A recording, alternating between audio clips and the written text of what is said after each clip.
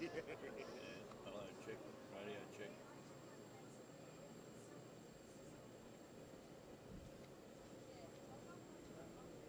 Probably sold it on the black market.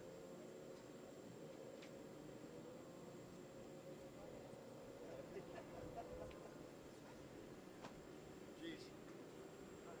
Only the senior drivers can line themselves up like this around the corner. Yeah.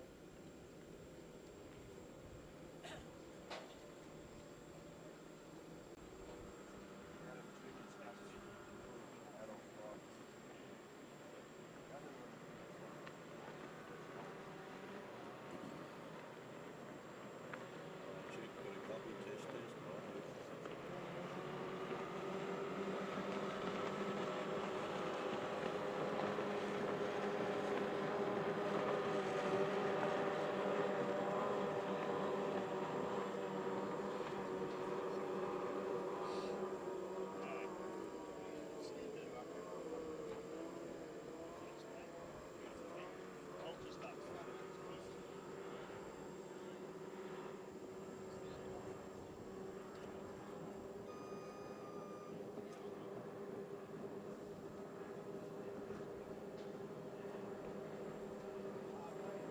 Test 1 2, test 1 2, test 1 2.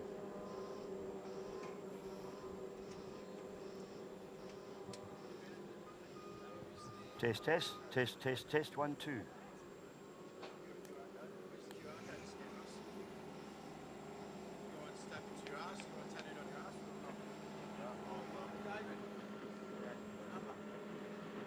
What? Oh, 696969.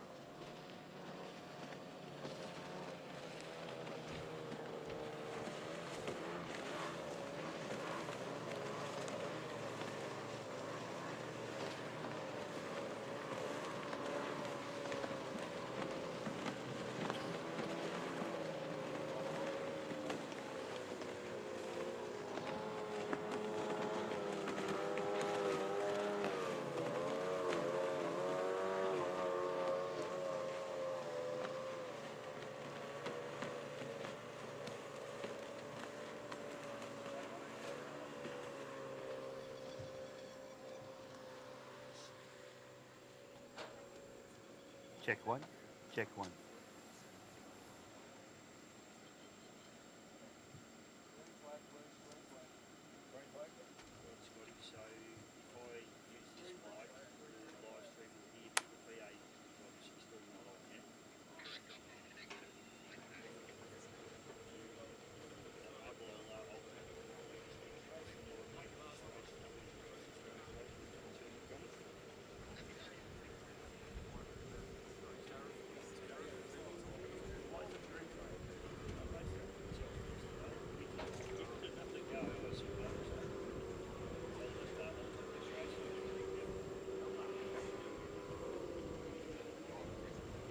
Well, good morning and welcome, ladies and gentlemen, all over the GP Hydro live stream world, and welcome to Lake Mulwala, Yarrawonga for the 2025 E.C Griffith Cup. And we've got our junior boats on the water. You will have just watched race number 1, and we saw Jack Hockley, Lucas Milligan, JD Land, Jack Williamson and Riley Bride out there doing their thing. But the next round of juniors is also going to be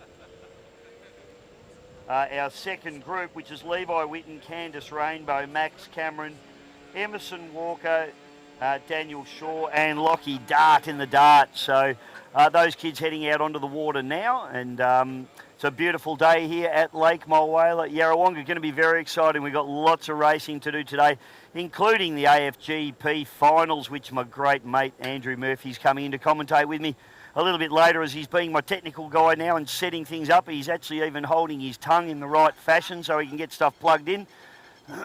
Good on you, Murph. I like the concentration. Boats heading down into the milling area now. Green flags are up. Good morning, Team Lucas Jackson Racing, all standing down in front of us this morning. Now, Vaughan walks into the commentary box and he's wondering why there's no PA, and I'll tell you why. There's no PA because we're not allowed until 8:30 for noise reasons, but we are live to the live stream and we've done the welcome. Welcome, Vaughan Brewer, all the way from Western Australia. Good morning, Dave and Andrew, and yeah, what a weekend we've had so far. Some absolutely fantastic racing, and Ricky Howard yesterday going 2 for 2 in the E.C Griffith Cup. And how good was that? How good it was that, mate. It was spectacular. And I didn't catch up with the parties last night because, like you, I needed to rest the voice a little bit last night. If I'd have gone out, it could have been very pear-shaped today. But we've got boats approaching starters' orders now. I see Maxi Cameron there on the inside. On the outside, Daniel Shaw gets a good start as well. Levi Whitten right in the mix in the middle of the pack there. And just the final one to get away there, just having a look. I've just got to get my colours here, mate. It's I think that might have been JD Land. It's no, I think Emerson Walker there, mate, was the final boat, which is a little rival machine.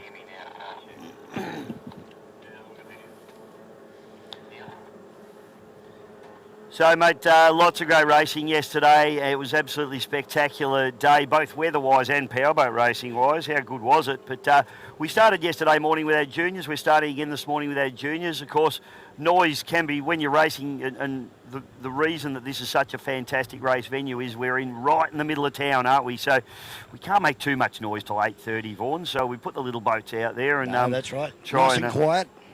Try a gentle way to ease into your that's right. specky Sunday. That's exactly right, mate. That's exactly right. So just picking them up as they come through now, and that is Shaw. So Shaw getting the job done out in front there of Max. Just couldn't quite pick up who was on the outside there. JD Land going through there. Sorry, not JD Land. It's actually Candice Rainbow in the little Fez, doing a very nice job right in the middle of the pack there. She's had a great weekend, hasn't she? She was really fast yesterday morning in the 2 heat races that we had. She was, mate. She pushes along quite well, and the Rainbow family, of course, a big family from the Victorian Speedboat Club. There's about 1 million of them, so I walk past, I'm not sure of all their names, but the Rainbow's great supporters of powerboat racing. Young Candice has been doing a fantastic job in this little Fez machine. The all-white boat, I hate all-white boats. Yeah, there's a few of them out there. I actually like white boats, but when you're trying to commentate, too many white boats, no good. But it's interesting. Most of them have actually got colours on them these days. So They have. this is Daniel Shaw now doing a good job. So it's Shaw just on the outside of him, and that's orange cowling there. So, mate, that is Levi on the outside there. So Levi's running the orange cowling, and then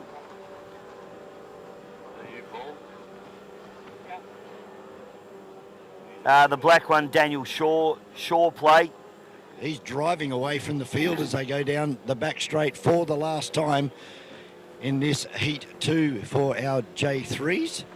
Emerson Walker just going through there. This is her first race meeting, Emerson. She's from the rival team. And she's going really well too for a first timer. She's out there giving it a go. She's going really good, mate, and that's a beautifully turned out boat. Credit to the crew, but everything that comes out of that rival stable's pretty tidy, you'd have to say. Yes, for sure. Unfortunately for John Backer, left us yesterday. They got some significant engine damage to the second engine after an engine change on Friday. Daniel Shaw in Shaw plate takes the win there, mate, and running up into second place, my man, Levi Whitten.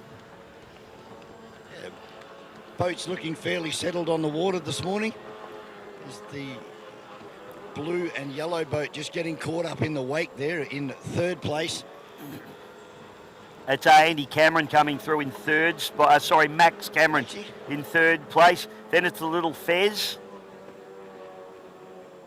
And Emerson Walker will round out our 5-boat field. So was that heat number one? So they got another heat coming up? Yeah, they will, mate. There's Lockie Dart and then Emerson coming through as well. So, it's good racing there from the kids. Yeah, that's probably the best handling boat of the lot is young Emerson as it comes across the line. Nice and flat sitting on this Lake Moala water, which is renowned for roughing up. The further the races go, the more the water conditions changes, and that was really evident yesterday when the big hydroplanes were out on the water.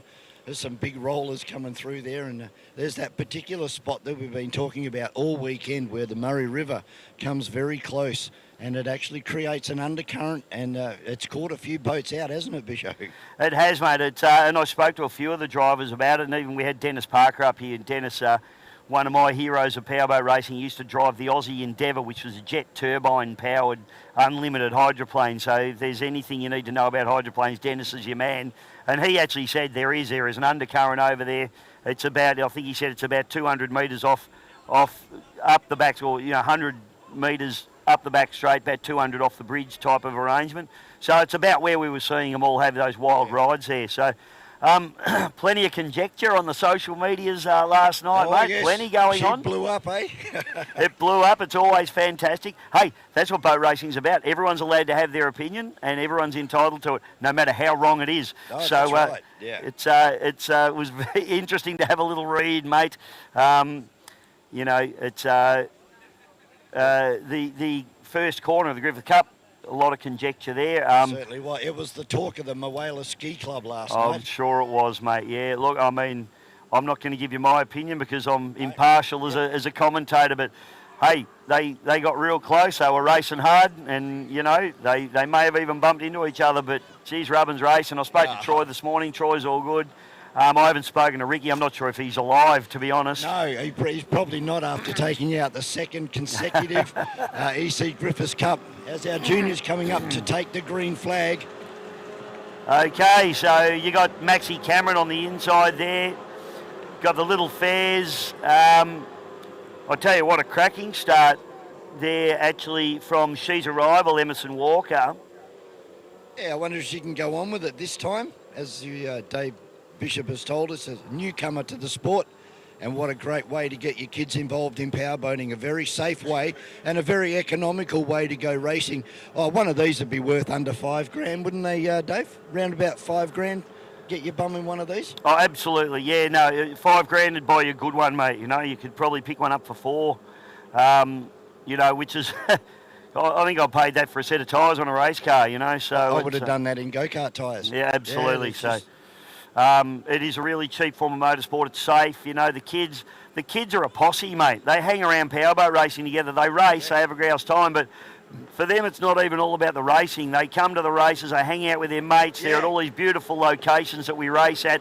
I mean, you and I have both done the car racing thing, and I tell you what, all the powerboat racing venues are much more fun than race car tracks, I can assure you. Tell you what, the car racing fraternity really need to have a look at the way that powerboating family and community stick together and help each other out. And we're live, mate. So it must be 8:30. We're on the PA.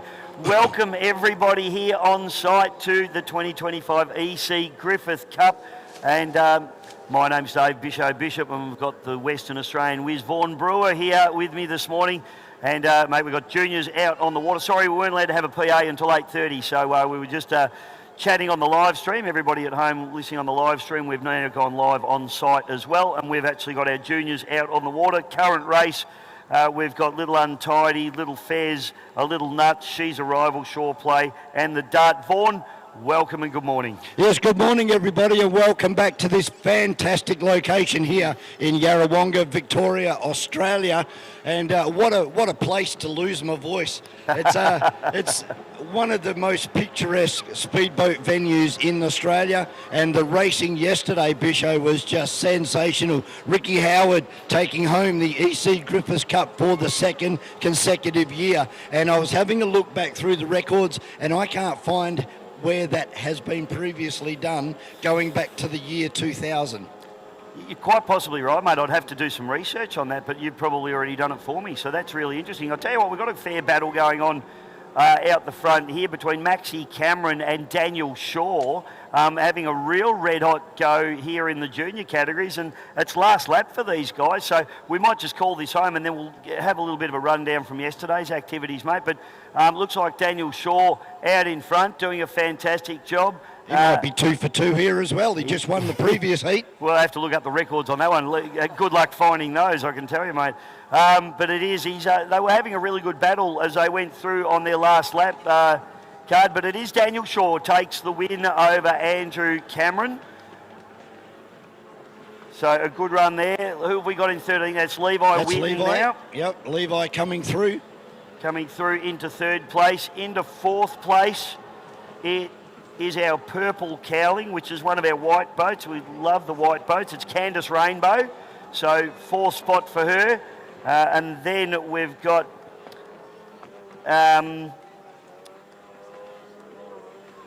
sorry mate, it's white cow. So white is Lockie Dart, of course. Should have known that. And Emerson Walker coming through to complete the field. So good job there from the kids.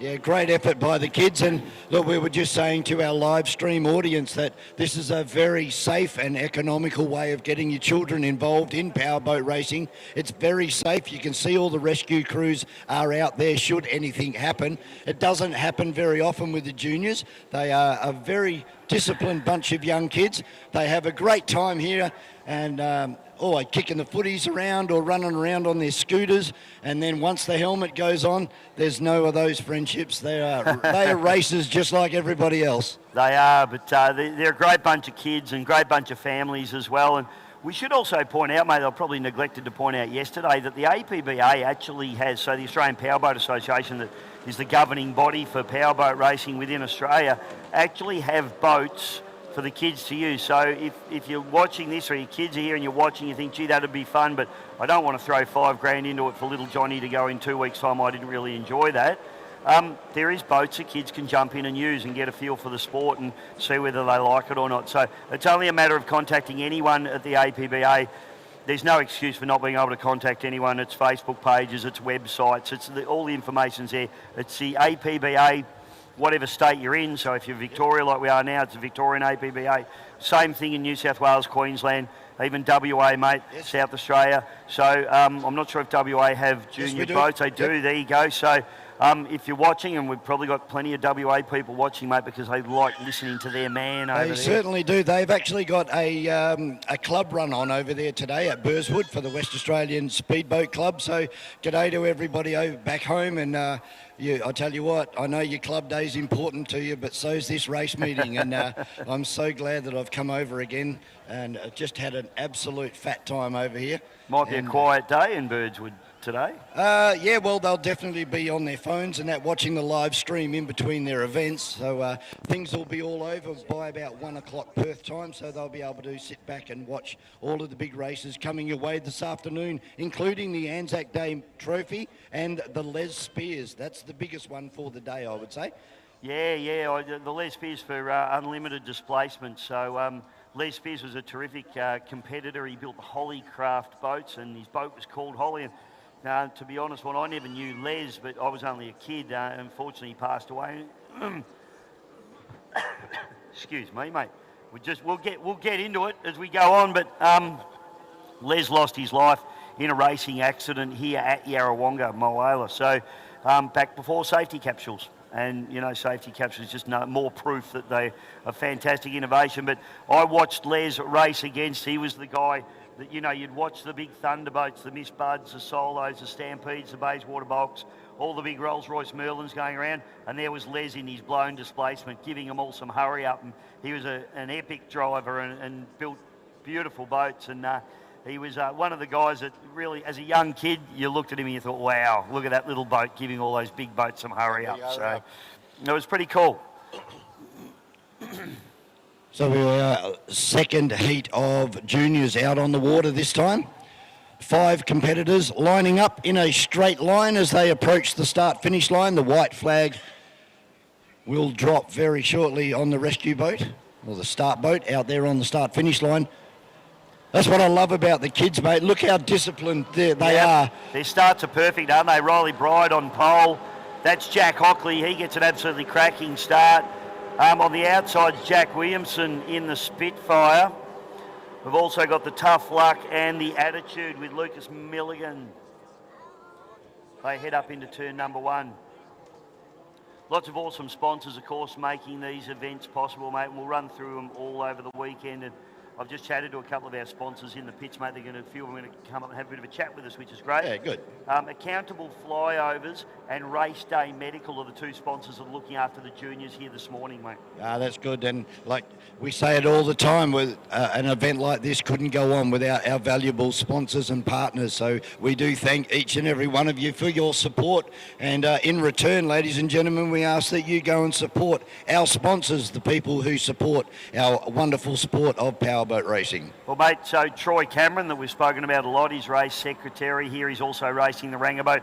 He is Mr. Accountable Flyovers, and what he does is the flyovers over the caravans and the cabins in all the caravan parks. So if you're in Victoria and you've got a cabin or a caravan, and they only last so long, the stuff on the that matting stuff that they use on the top of them. So if yours is worn out, you give Troy a call, or if you're putting a new build in, Troy will come and build the whole lot for you. He does an awesome job. His work's absolutely beautiful.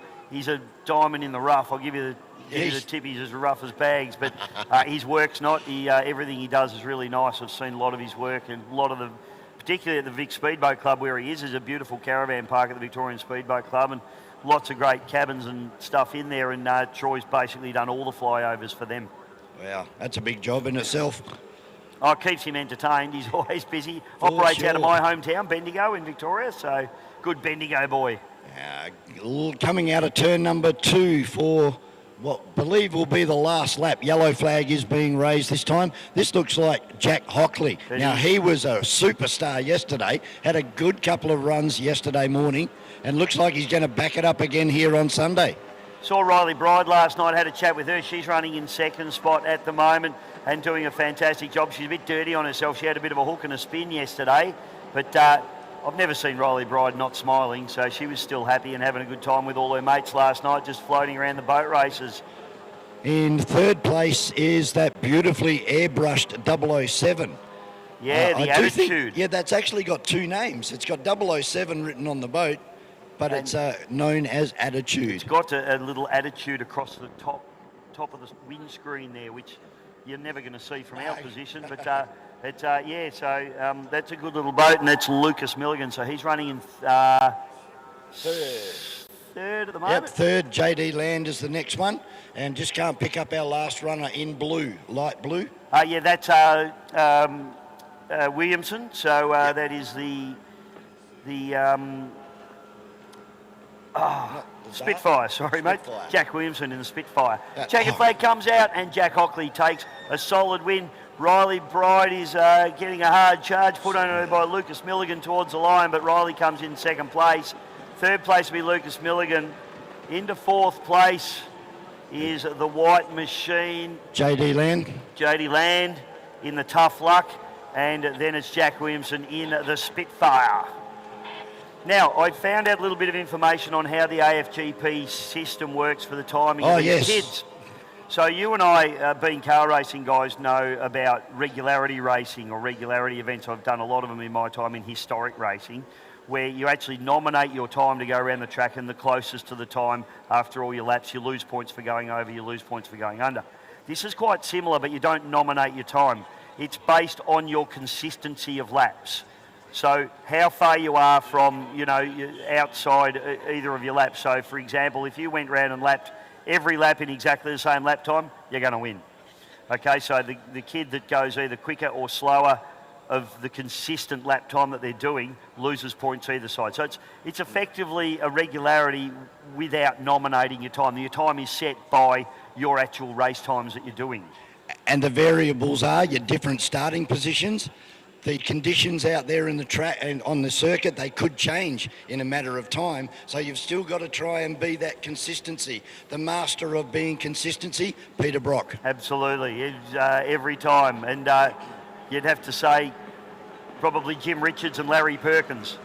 Yeah, they'd be up there as well. They'd be the ones, wouldn't they? So Jack Williamson is on pole for this one now as he gets away in the Spitfire. Riley Bride's on the outside of him. Jack Hockley outside there, so he's going to have that wide run around the outside. So we might see him exit turn number one in slightly different order to what we saw them finish the previous race, Vaughan. Yeah, still very tight, as you would expect on turn number one. Here comes a bit of a move on in P3 in the blue or the teal boat. In third is Riley Bride. And JD Land right out the back door at the moment. There's a good battle up the front, though, between the teal colour and I think that was the silver boat. Hockley, he's been the man to watch this weekend and going to make it. Actually, it is Hockley that is out in front, yeah. So he's already moved across. He's having a ripper of a weekend. He's quick, isn't he? Hockley out of the Upper Hawkesbury Powerboat Club there on the beautiful Hawkesbury River, the spiritual home up there. But Jack Hockley gets that break and he's going to be hard to beat, but is he being consistent? I'd say he probably is. Yeah, flat out. You can't go any faster. So it goes Williamson, Bride, and on the outside, Attitude. Milligan, and then on the far outside, JD Land.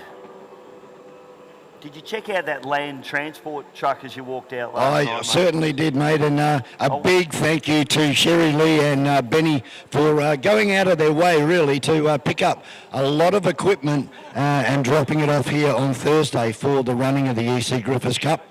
That's just one of the demonstrations of how people dig in and help out to put on a big event like this one. I want to have a look inside that thing. I reckon it'd be epic. It'd have the fridge and the TV and the microwave and all the stuff going on in that sleeper cab. Anyway, I digress. I am a bit of a truck guy. I do love them. It is Hockley out in front and doing it beautifully. He certainly is. He's got that boat on wheels at the moment. I like the little winglets on the back of the wing hull there. It's got the little turn-ups, hasn't it? A little bit like an A380 Airbus. Yeah, with an aeroplane. Just hope the boat doesn't flex like those wings do. Second place is Millington at the moment. 1 lap to go. Riley Bride currently sitting in third. They had a good battle down into turn number 2, so something must have happened down there and they've spread themselves out a bit. Yeah, they all seem to find their level, once the race sort of kicks on. So back straight away now, and Jack Hockley now, I'm not sure if Jack is, and I assume that he is part of the Hockley family of ski racing fame. And I'd be keen to know if any of the Hockleys are around, if they come up and say g'day. I'd like to see if they're the same family or whether it's just like all the Ramseys we have here, 2 different sets of Ramseys. But Jack Hockley comes through, picks up checkered flag, a nice win for him. 2 from 2. Of course, when we say win, it's line honours, we have to Yes, say, line because honour. it may not technically be a win. Attitude, Lucas Milligan goes through. Riley Bride for third. Oh, look at this drag race up the inside. It looks like JD's going to grab him, and JD does. Land just over Jack Williamson there. So. And how's that? The two boys give each other the thumbs up on the way through as well. They have had a ball out there, mate. That's the most fun you can have, isn't it? So. Oh, they'll be out the back kicking a footy in 10 minutes. Fantastic stuff, mate. Great display by our J3s this weekend. These are the future champions of powerboat racing. And, of course, lots of support coming from mum and dad. And then the kids go out and approach sponsors. You'll see there's some rather large sponsorships decals on some of these boats. So they're doing the right thing, and it gets to teach them not only how to approach people and talk in a business sense, they've got to have the runs on the board too. Well, it certainly helps to get the runs on the board.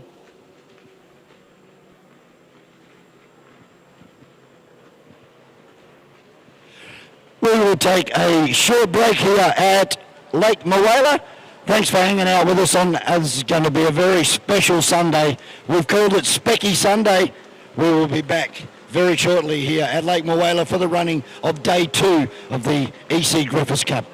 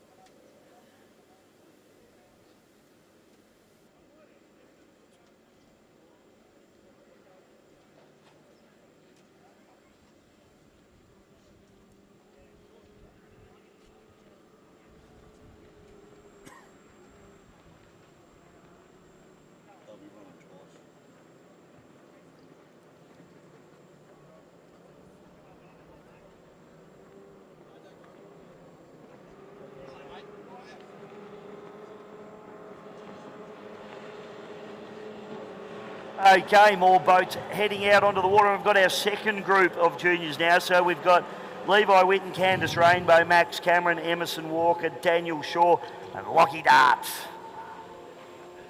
I love the name Dart. It sounds fast. Yeah, I think this is the previous heat, because Attitude is out there, and JD Land looks like he's out there really wide at the moment. Oh, that's Perseverance.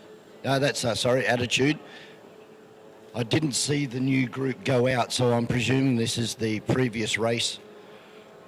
We'll have to pick them up. No, there's no Riley out there, no Riley Bride, so this is... Pink one? No, maybe they did swap over. Yeah, no, you got Orange cow in front, it's Levi Whitten in front. Yep, so they have gone back to heat one. They did, mate. You were busy talking. Well, there you go. Blink and you miss it. Murph's here handing me lollies. He's trying to... Just because he's skinny now, he's become a feeder and he wants to make me fat.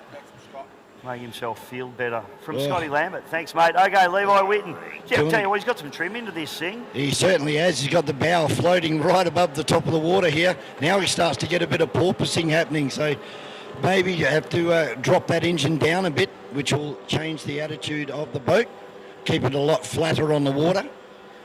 Daniel Shaw, Candice Rainbow and Lachlan Dart in that order as they run through. So Daniel Shaw took out a win earlier this morning. See whether he can back it up in the Shaw play boat. Candice Rainbow also out there having a good run. She's been really consistent this weekend. She did take a win on yesterday morning, but she's been up in the top 3 for all of her races, which is, as you said, this is based on consistency. So if she's consistently finishing 3rd, she might be up there able to take out the win. We'll have to find out tonight at the ski club. That's it, mate. And yellow flag coming out, and my crew chief just leading this race. I taught him everything he knows, didn't I, David? The Datsun mechanic. So his dad's just down the front here. Levi, a much better driver than his father, and probably better mechanic too, just quietly, but he goes through to set off in his final lap.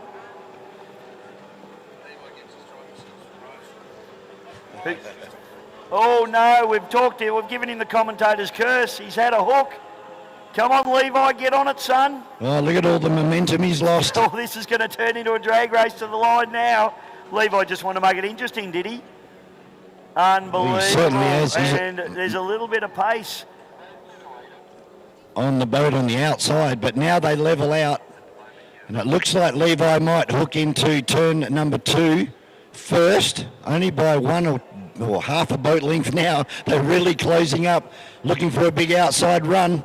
This is going to be a drag race to the line. So it's Daniel Shaw actually on the outside. I was just trying to pick it up in the spray. So it's Daniel Shaw and Levi Whitten absolutely going at it. This is going to be a drag race to the line. Who's got the biggest propeller? Who's got the most trim? Who's going to hang on? Keep your foot buried to the floor. Down the outside. It's going to come down to the wire. It's going to be Shaw play. Oh, no. I'm not calling that one. I'm not calling it dead heat. That was excellent stuff by our J3 drivers. And that was all caused by a hook half a lap earlier. Levi wrote him a written invitation. Oh, he had 100 metres on Daniel before he hooked it. Well, I'm not calling that one.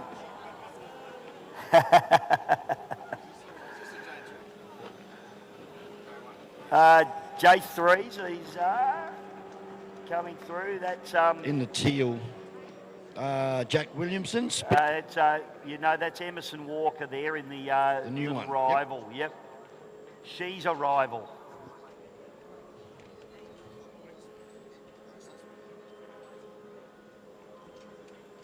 So they'll send them down. And they'll form up again. Race. Yep.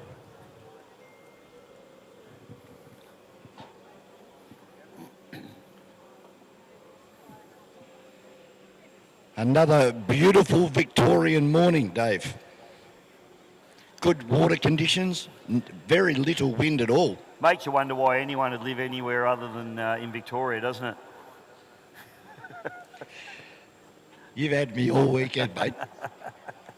Unbelievable. We'll have to get you over to the west and show you what real weather's about. No, I'd get slaughtered if I went over there. Perth, Western Australia, the only place you'll get 42 degrees on Christmas Day. Oh, yes. She was warm, I can tell you. Yeah, no, I think we've had 42 degrees in Victoria, and we've also had floods. So, on Christmas Day, we can They say in Victoria, mate, if you don't like the weather, give it half an hour. Well, that hasn't rung true this weekend. We've had really good weather yesterday. Bit patchy on Friday there. It's Whitecaps early. They certainly are ready to go again.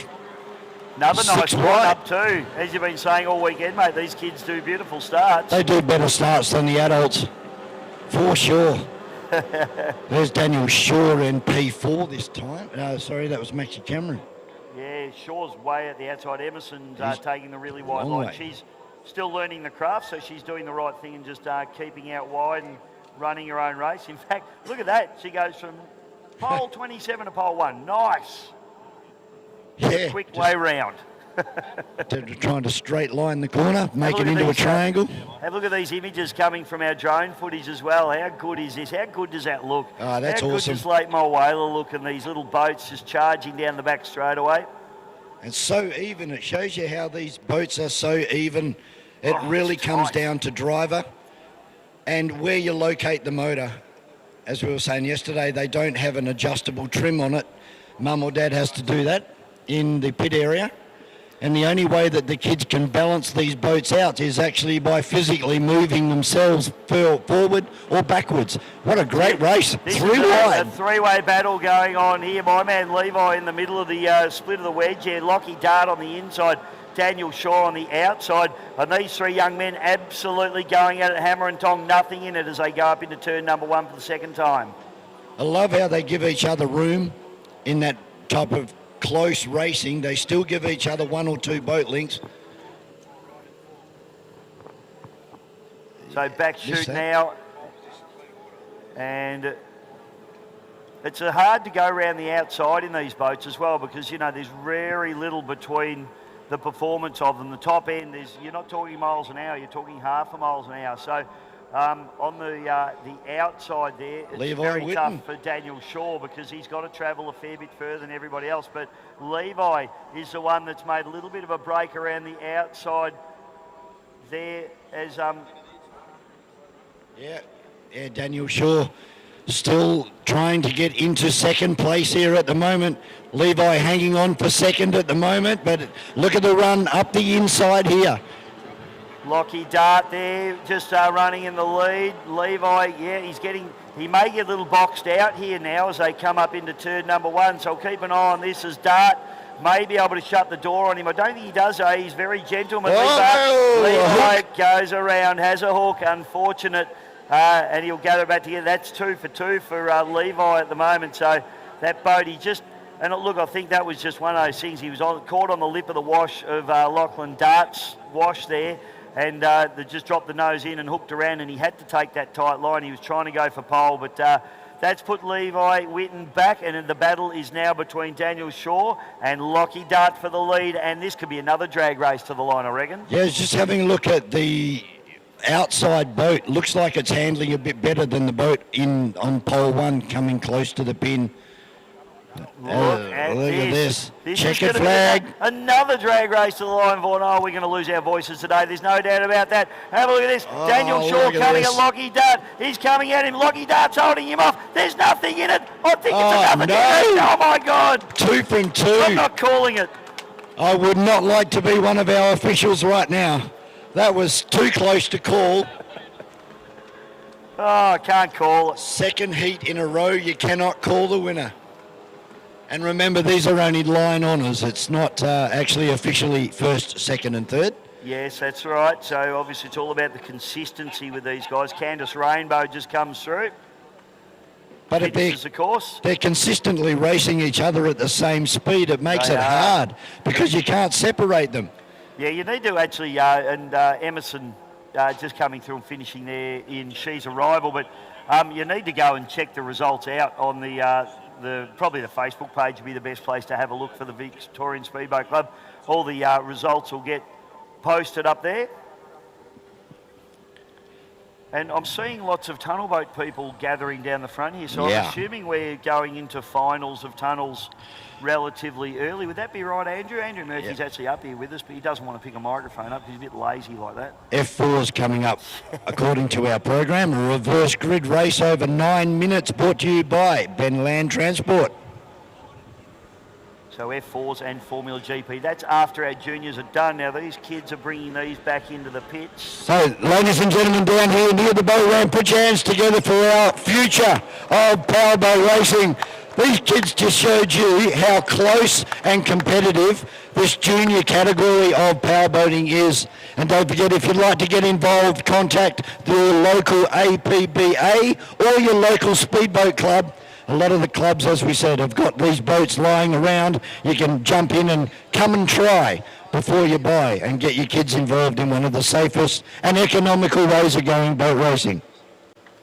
I'm going to leave you now to the faithful hands of Andrew Murphy. I'll be back a bit later on with you, Bisho. Thanks, Vaughan. Good job, mate. Welcome to the commentary box, my old mate, the legend that is Mr. Andrew Horatio Aloysius Murphy. Horatio Aloysius, that is me to a T. Good morning, Bisho. How are you, mate? The sun is shining here. It's absolutely beautiful. Sounds like, I'm not sure whether Vaughan screamed his lungs out yesterday or he stayed up disco dancing all night. He's all the way from Perth, so it's 1 o'clock in the morning for him. Could be a bit of both, mate. Could be a bit of both. There you go. But, mate, we are here fresh as a daisy, ready to celebrate the final day, the final round of the Australian Formula GP Powerboat Championships, and there's been some stories up and down pit lane, Dave. Mate, I've got to tell you, first of all, before we get stuck into that, which we will, one of the highlights of my day yesterday, both commentating with you, always, of course. But just the quality of the racing, the quality, the professionalism of the Australian Formula GP Series, fantastic. And it's always good to see Beetle Bailey standing on the bank too. Yeah, you know, it's a big day when one of the greatest humans in the history of Formula Powerboat racing is just hanging out, being cool. He's probably, just earned himself $25 million just in endorsements today by being amazing. Very, very. He's a bit like a Formula One... Adrian Newey, a bit of a guru, isn't he? Yeah, a bit of a whisperer. Guru. Yeah, absolutely. Look, Neil's looking at us there, mate, and so's everybody else around the world. Good Hi, everybody. Sorry, just live streaming as I just scratched my back because I realised how boring. Sorry, I've got a pole in the middle. I just thought I'd tell you so you didn't pick your nose. I was going to say. I know you have a propensity for that. Yeah, let's talk about yesterday, mate. Yeah, talk about, obviously, F4 is going to be our first category out this morning, and today we're also going to see the reverse grid races from yesterday's qualifying. And something very special, we're going to see Michael Page up here a little bit later because today's reverse grid race in the Formula GP is the Andrew Page Memorial, which is a really special race for all those competitors, but Page is going to come up and talk to us about it. F4, mate, there was some cracking racing. This is an international category, and it would be the young gun from Victoria, Mr. Jack Meads in Bud Light Racing, that put the wood on these guys. He was faultless in qualifying, Bisho. He had nearly 4 or 5 tenths of a second on the fastest qualifiers, and Meadsy got out there, got the job done in race number 1, and he's going to start from a wide pole today. Yeah, a bit wild in the F4s too. Turn number 1, we saw Lockie Bride have a little bit of a moment, and a bit of a coming together. I don't know whether they actually touched it. No, they did. There was contact there, but both boats are okay. So, and I'm not sure. I think it was ruled as being a racing incident, so that there was lines there. But obviously, Ty got to the corner first, so that little Mulgard got a bit better acceleration. We saw Lockie come out a little bit wider in the lead up to the turn, try and open the corner up a bit. Got himself to the inside, but Ty was able to sort of hold a really tight line, and unfortunately, essentially, he outturned Lockie to his inside, and Lockie just kissed the sponsor of the boat, which he went upside, came back down, and horns come out, and they went racing. I tell you what, this flows through to all boat racing, and it's always the bone of contention, isn't it? It is. They only have to leave a lane for another boat. That's exactly right. They right. don't have to leave extra. No, that's exactly right. And we see that in all forms of motorsport. It's quite tough in boat racing. Obviously, if you're in stock car racing, saloons, class racing, a bit of rubbing, you get away with. Yep. It's really touch and go in this level of motorsport, on water sport. If you're rubbing gunnels with someone else, it keeps the adrenaline up and running. But yeah, it is a tough thing. And that's one of the rules we talked about very briefly yesterday. If you are a boat overtaking another, you've got to be able to foresee the direction of travel of the boat you're overtaking. So there is no reason at all where you can ever come inside a boat and make contact in an overtaking scenario. So in that scenario, Tyler Gilligan was the first man to the corner. So he gets to set the radius to the corner, providing that one boat length is left on the inside, which it was. Yeah, and hey, there's been plenty of talk about that last night too. Don't worry about that, not just in AFGP. But no, it was really good racing yesterday. And then, of course, we talk about... unfortunately for the mainline dyno's entry, an engine failure, which surprised me because we spoke about that.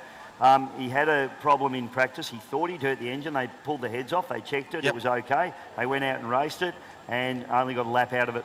Yeah, no good at all for Simon Troy, the Iceman, and yeah, they were shattered because they went through the whole program back in pit lane, as you said, pulled the engine down, went through everything, and it was just, mate, there's nothing wrong with this thing. It must have been a feeling that I had. It wasn't, so I believe it was something to do electrically in the end, that they had a misfire. But yeah, so they've got fresh power heads on, ready to go and throw down. But now this, of course, Dave, is the reverse grid. So a series of three races for the Formula GP categories. So this is our F4 category, 4 boats in us today. So qualifying session, that sets your pole 1 race time. So your pole 1 race position. This is a reverse grid of yesterday's finishing position, and those 2 will be combined for the final. Now, with 4 boats, it's nice and easy to follow. If you won yesterday's race, you're in pole 4. Yep. If you finished in the rear of field, you're going to run out of pole 1. Yep. When we get to the bigger field, sometimes a little bit more complicated because we normally would split those into 2 groups. Yep. So we've got 13 or 14 boats here this weekend. We normally race in heats of 7. However, due to the nature of the E.C Griffith Cup program, it's a huge program. These guys have been racing all in all the way through. So we've got their grids this morning, which we'll take you through right now. But let's have a look at the field. Out of pole number 1 is Go RV Marine, Mr. Jackson Seckham, the young guy from the Victorian Outboard Club, and the orange and blue machine. And mate, he's fast driver. He's going to take maximum advantage of this pole number 1 spot, Dave. Yeah, I mean, Jackson's probably only a little bit down in the championship due to a crash that he had, unfortunately for him. And you only crash him if you're pushing hard, mate. So, Exactly he's obviously a hard charger, and unfortunately it probably put paid to their championship aspirations, but I'd be tipping a little bit of pride on the line here this morning. Yeah, and they would have made some changes in setup as well. Obviously, prop selection, we talked about the boat looked quite wet yesterday, so not enough stern lift potentially in the boat, so they would have made some changes. Again, they're chasing, you mentioned this before, half a mile an hour, 1 mile an hour. This is a game, you make a 1/10 of a second up on every corner, and you do that over 7 to 9 minutes, and all of a sudden you've got 6 or 7 seconds. Yep. But we're chasing 10ths of seconds. This is V8 supercar kind of level that these guys are dealing with. Out of pole number 2, Tyler Gilligan, Epic Racing. So, interestingly, I think he came home second yesterday, but he's dropped a spot, so potentially there was a grid penalty for yesterday. I'll have to catch up with the officials on that one. But Epic Racing, Yarrawonga 4x4, MSC signs emblazoned over the boat, the DTG race products as well. So watch Ty. He was fast out of the starting block. He's going to run out of pole 2. Yep, the pole 3. kid next to him bumped into him in turn number 1. So He did, there might be a bit going on between these two in this one. Yeah, now this is a reverse of yesterday. So Yeah. we saw Lockie on the inside of Tyler. Tyler's got the inside run this time. So Phantom, the green and white machine, is going to go around the outside. And of course, the fastest guy, won yesterday's race, did it convincingly, was very aggressive on his trim settings, is the Bud Light race machine. Mr. Jack Meads, his dad, David Meads, standing there on the cans. Now we look to the flags out in the middle of the boat, Dave. The start sequence, 2 flags high, the yellow and blue. 1 flag will slowly lower. The ignition system's on, fuel pumps on. Bud Light Racing drifting the head of the boat a little bit away. The second this flag goes, bang, hit the button, and they're away nice and clean. Good start, Go RV. Jackson Seckham out of pole 1. He's got a nice launch. Now he needs to head out, and he's pinching the field a little bit. He's going to go to the right-hand side of that splitter buoy and then just bend it left. So there's nothing between them. Good start out wide from Bud Light as well, Dave. Yeah, Seckham looks like he just hasn't quite got the acceleration there as they fire away. No, it's going to be Tyler Gilligan. I think you're right. Tyler Gilligan in the Yarrawonga 4x4 Epic Racing. He's a clean set of heels into turn number 1 again. Great acceleration out of the start chute. And that's what it's all about, isn't it? I mean, you look at that. He's got a couple of boat links already in just that. It's quite a reasonably long dog-legged straight down into the first corner. But Tyler Gilligan gets that break. Jack Meads has got his work cut out for him on the outside, mate. He's going to have to push really hard. And plenty of trim. These boys, lucky there's no wind around there. I'll tell you what, that was as close as you want to get for the Bud Light Racing out. Now, this is going to be tactical. Obviously, you're going to run 3 boats wide, or is someone going to look to step to the inside? Gilligan's around very nice and clean. You've got to make sure you don't bog it out. Boat number 2 goes completely blind in the spray. That's the Phantom of Lockie Bride. You can see the spray on the Kevlar windshield. So he's very confident in the man in front of him, holds a nice line. And boat number 3, Bud Light Racing, nothing in it. A little bit down on pace there with that prop selection is Jackson Seckham, Go RV Marine, but he's only about a second back from the field right now. Yeah, Seckham looks like he's going to struggle a little bit in this one if this continues to go this way, because he looks like he's lost a couple of seconds already on lap number 1. But Tyler, we've had a hook there, Bud Light, Jack Meads, and he's lost a lot of ground there. So Jack Meads goes shuffled out the back door a little bit. Tyler Gilligan doing it perfectly at the moment. Look at Lockie Bride having a big look up the inside here, Murph. He's aggressive, mate. There's no doubt about it. And he knows he cannot sit on the outside of this beautiful Mulgard. So boat number 23, the all-white machine. And Lockie Bride, the green and white. Boat number 80, Charger. You see him, he went to the inside. He's not scared. Watch him again now. He's not scared of going blind in the screen. You see there, drive straight into the spray, because that's the line he needed to short and square cut that corner. So he's got a lot of confidence. These guys have grown up in juniors together. He's got a lot of confidence in the man in front of him, and that makes all the difference. Nothing between those two right now. That is a pole position advantage, Dave. Did you see Lockie Bride walk across the wash of the Yarrawonga 4x4 machine here? He stood that boat right up on its tail. I bet there was a little pucker moment there for him as he smashed that down button, tried to get it back down. But Lockie Bride, he's having a look at every way to try and get around Tyler Gilligan at the moment, Murph. It's important you say that, Dave, because obviously these boats are air assisted. So essentially these guys are flying these machines. You'll see it as they come past you. Look at Lockie Bride there. He's got the nose of the boat in the air. The air is being compressed under those sponsons. But as you made a point, when you go from pushing air underneath the boat, you've got a certain amount of density, and you drive into the spray of the boat in front of you, all of a sudden there's much more density in that compression. He goes completely blind all the way through that corner again and holds the course. Beautifully done. Right, so because you get that water in the air that's coming off the spray in front, all of a sudden the boat gets more lift. So you've literally got to push the nose of the boat down, or the boat will flip, cartwheel, and you'll be upside down looking at the bottom of this beautiful Lake Mulwala here on the New South Wales Victorian border. Yeah, and it becomes more about water pressure than air pressure as well. Absolutely. You're basically going from being an air entrapment hull to trying to compress water, which you can't do, and that can blow them over backwards. We saw it in offshore just recently with the Sting going over backwards when they went through the wash of the Mantis boat and it blew them over. But look at Lockie Bride. He is he's all over Tyler Gilligan like a fat kid on a cupcake here at the moment. He is now. You saw him. He changed his attitude then. So he ran the boat a lot flatter around the back part of that corner in turns number 3 and 4. We're going into turn number 1 now. Let's watch him. He's going to sit just to his outside. So he comes inside the wash. Oh, no, he's hooked around. It's gone wrong.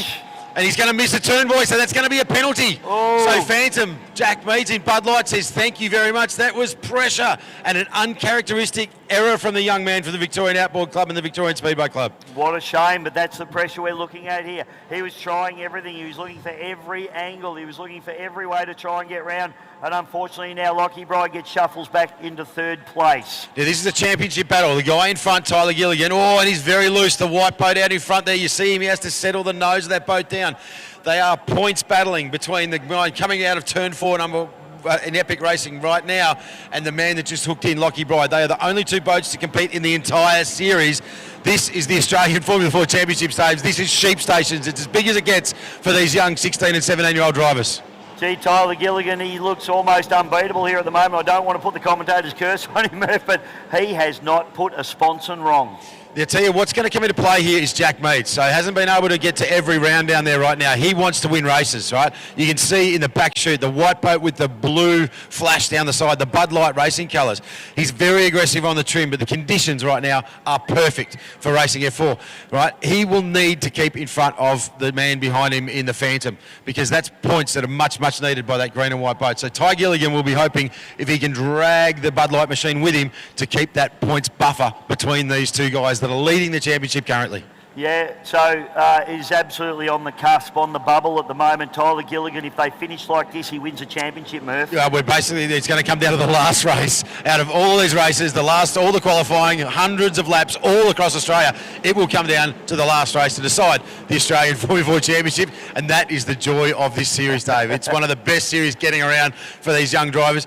These guys can go anywhere in the world and get into one of these boats and compete at the highest level. That's the kind of level we're seeing here today. How good is that? And that's why I mean myself, Murph Racing, I always looked at that Formula 2 category in the racing that I did, because it's an international category. It means you can go and race internationally. You can go and do a world championship. That's what it's all about for me. These kids, hopefully we see them do that, and you and I can follow them.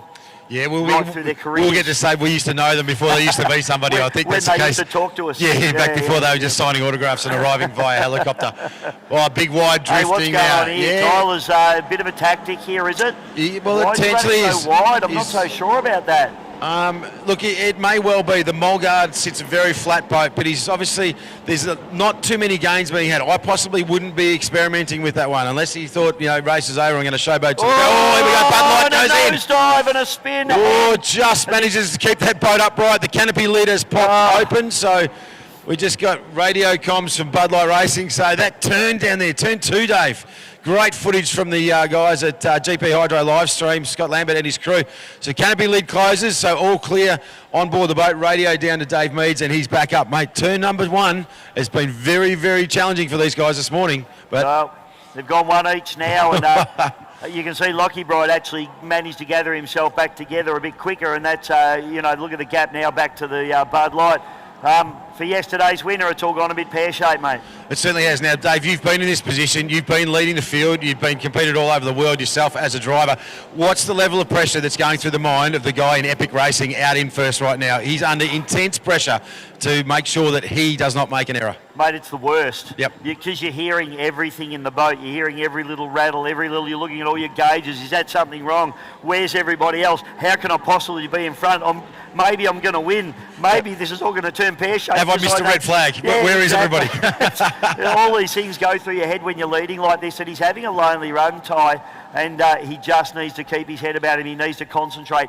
Every corner has to be perfect. So just think about the moment where you are there as you're doing that corner. Where do I set the trim? Where do I turn the boat in? Just think about nothing else, but I know how to do this. I know what I'm doing. Myself. Just back yourself. He needs to get it done here, and if he does, it's going to be absolutely epic for the And that's Yarrawonga. something these young guys, when they're looking and they're competing and seeing guys like Reece Coles, Simon Troy, any of these guys in that Formula GP category that they take from, it doesn't matter the time that you beat the guy in front of. And I've seen Reece Coles do that before, right? He's just let the field come to him. It doesn't matter. Just pace myself. As long as I am in front when that checkered flag drop, I don't have to beat them by a lap. No. Right? I've just got to maintain control. They can get to my transom, but they've still got to get around me. Now, the clock ticking down on this one, we won't have too much longer to go. Lockie Bride is making gains. There's no doubt about that. He'll have the horns out under that helmet.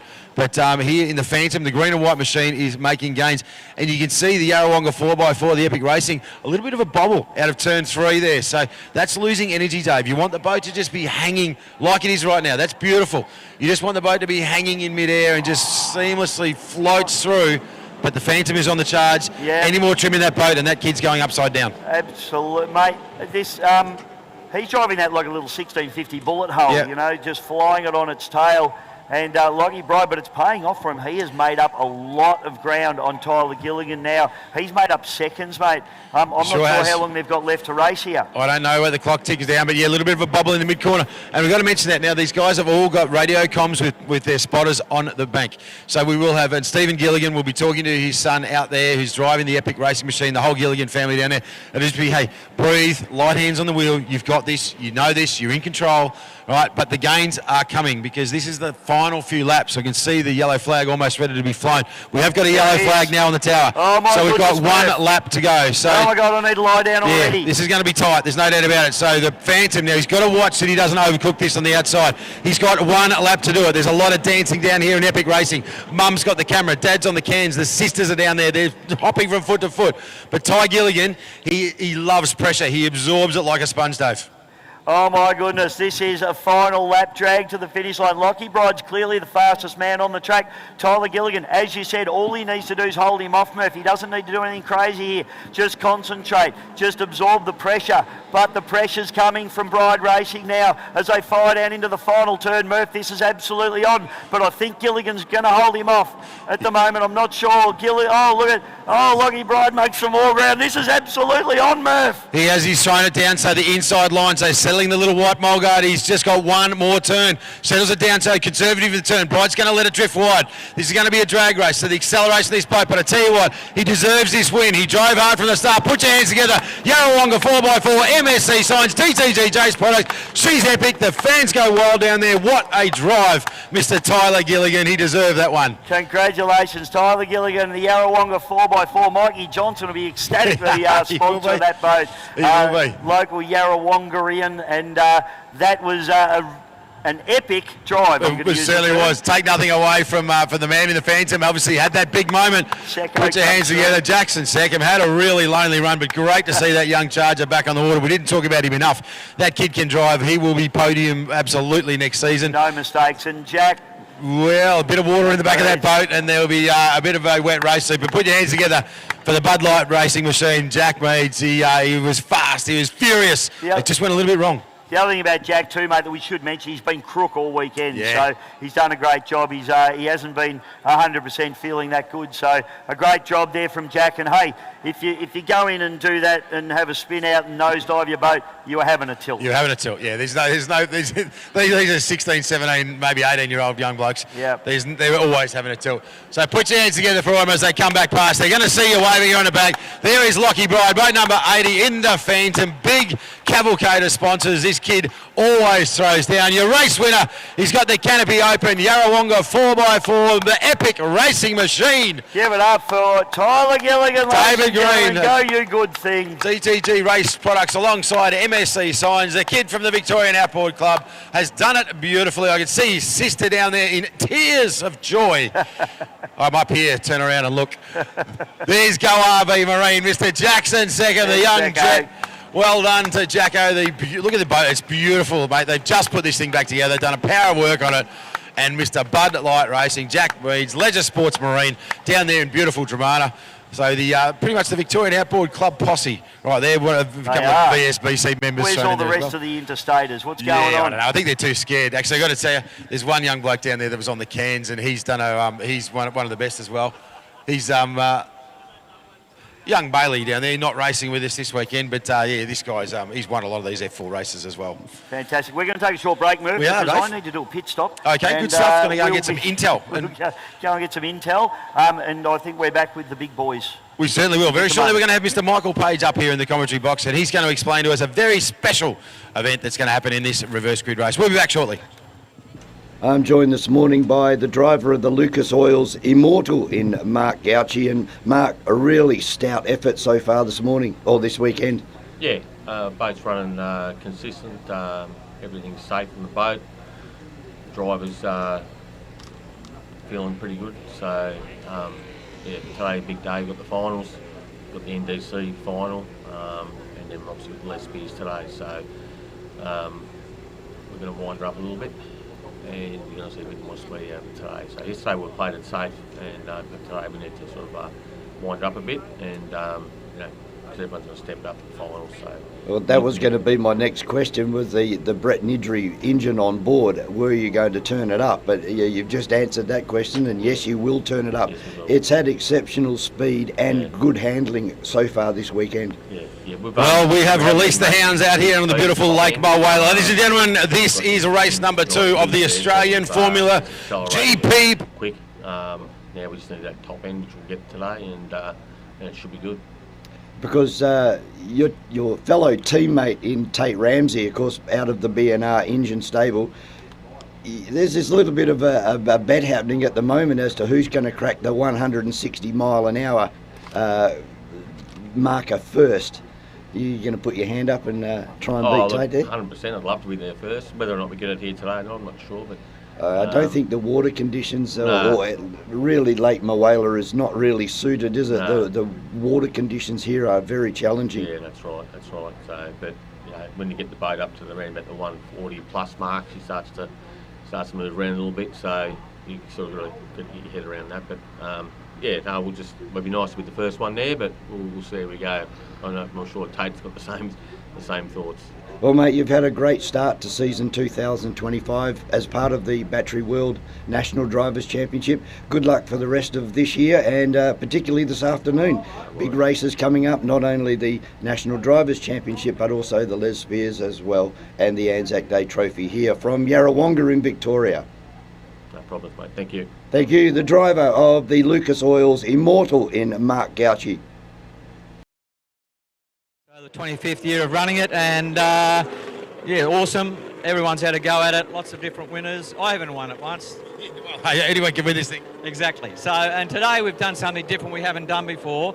We've put it on the reverse grid, which really opens it up to any boat in the field could win this, where normally if we ran it on the final, you would almost guarantee that one of the top 3 would get it. And we've raced, obviously, Andrew, as a young guy, full of life and love powerboat racing. There's no doubt about it. We've done a lot of fun stuff with this. We've had junior, senior combos. The trophy has evolved. And this is probably going to be one of the more serious runnings of this race. Let's be honest, everyone wants to win this one. They do, and every year, I think we missed it one year for some reason, COVID probably. And everyone wants to have a crack, and people come out and do stupid things to try and win it. And it's awesome, and years ago we started it, we mixed it all up, and the senior drivers would buddy up with a junior driver. The juniors would go out and race the junior boat and do a lap time, like a race time. Then the senior driver would get in the same boat, the junior boat, drive it like they stole it, and get a race time, add the two together. The best 3 times won the event, and that's awesome. And we hope to do that again in a couple of years with the building of the junior ranks again. Well, we've never seen so many junior boats crash in one single race as we did when we put all these Muppets in the big ones. I tell you what, the juniors would love to get in these and swap it around. Now, today's the reverse grid race. Now, we've got 13 boats here. Now, the obviously grid positions, so essentially this is a leveller. So qualifying set the race time for heat number 1, which was raced and run and won yesterday. Today, we turn it on its head. We reverse the grid. If you came last yesterday, you're going to run at a pole number 1 today, and that goes towards your points for the final and your starting position for the big race this afternoon. This is a tough gig, isn't it? It is, and if you look who snuck into pole 1 today, courtesy of a problem yesterday, Chile, Andrew Chilvers, he's in the box seat to put this together and take it, and he's quite capable of it. There's no doubt about that, and I'm actually really shocked about that. And I know they had dramas yesterday. They weren't getting RPM in the boat because that guy is super fast. We saw him campaign as Middy's Electrical last season. Boat is super fast. He's an incredibly aggressive driver.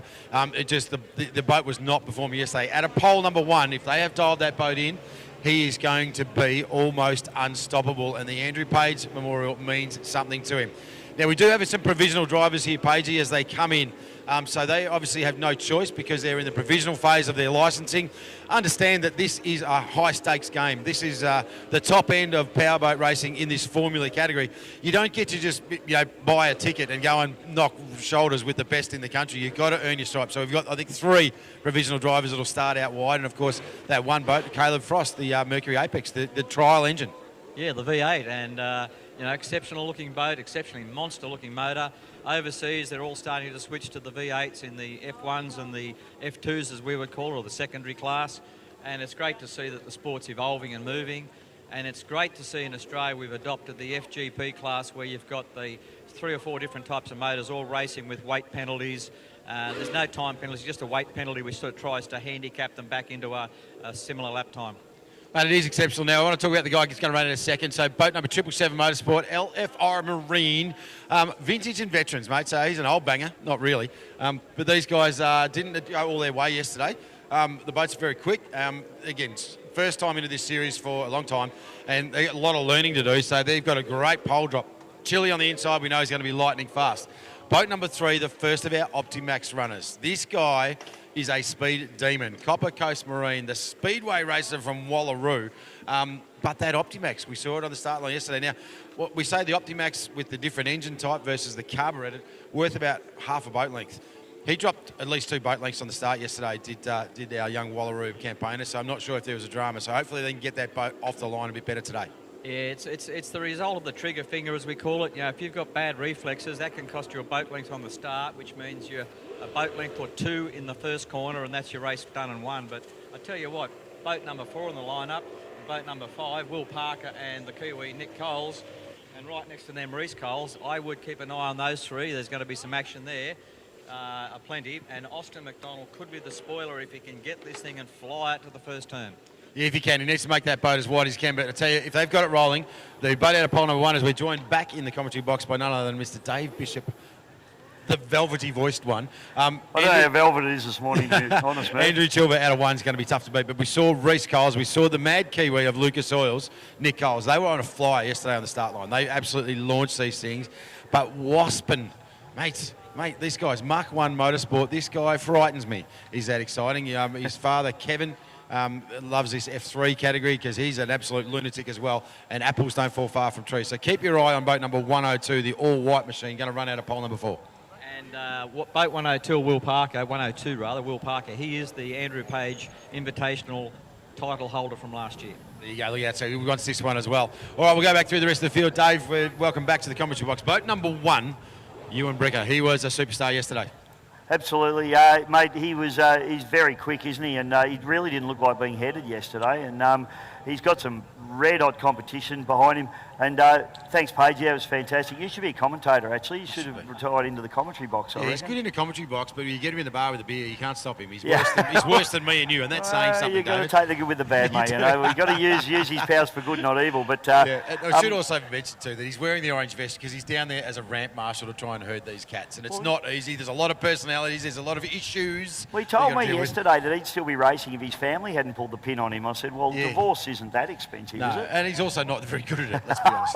No, I shouldn't say that about Pagey. Hey, I want to ask you boys about Reece Coles. I mean, I've known Reece since he's a kid. He's an absolute superstar of the sport. He ran around yesterday.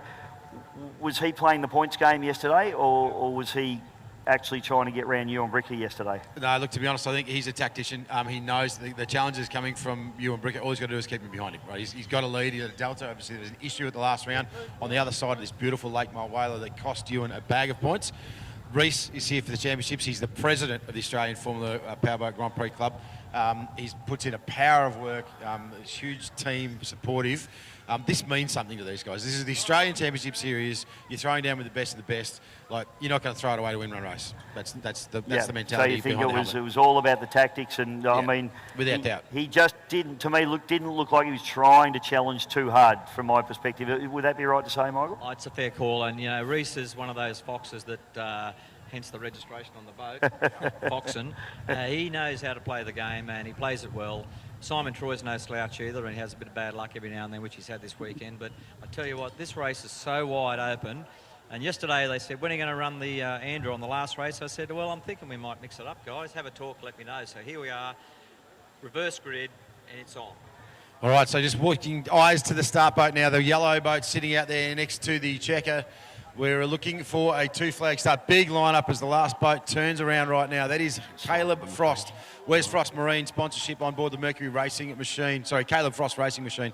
That new Mercury 250 Apex. So he's been penalised because this is a prototype engine, not eligible for the class. Saw well over 100 miles an hour yesterday in race conditions on this short track.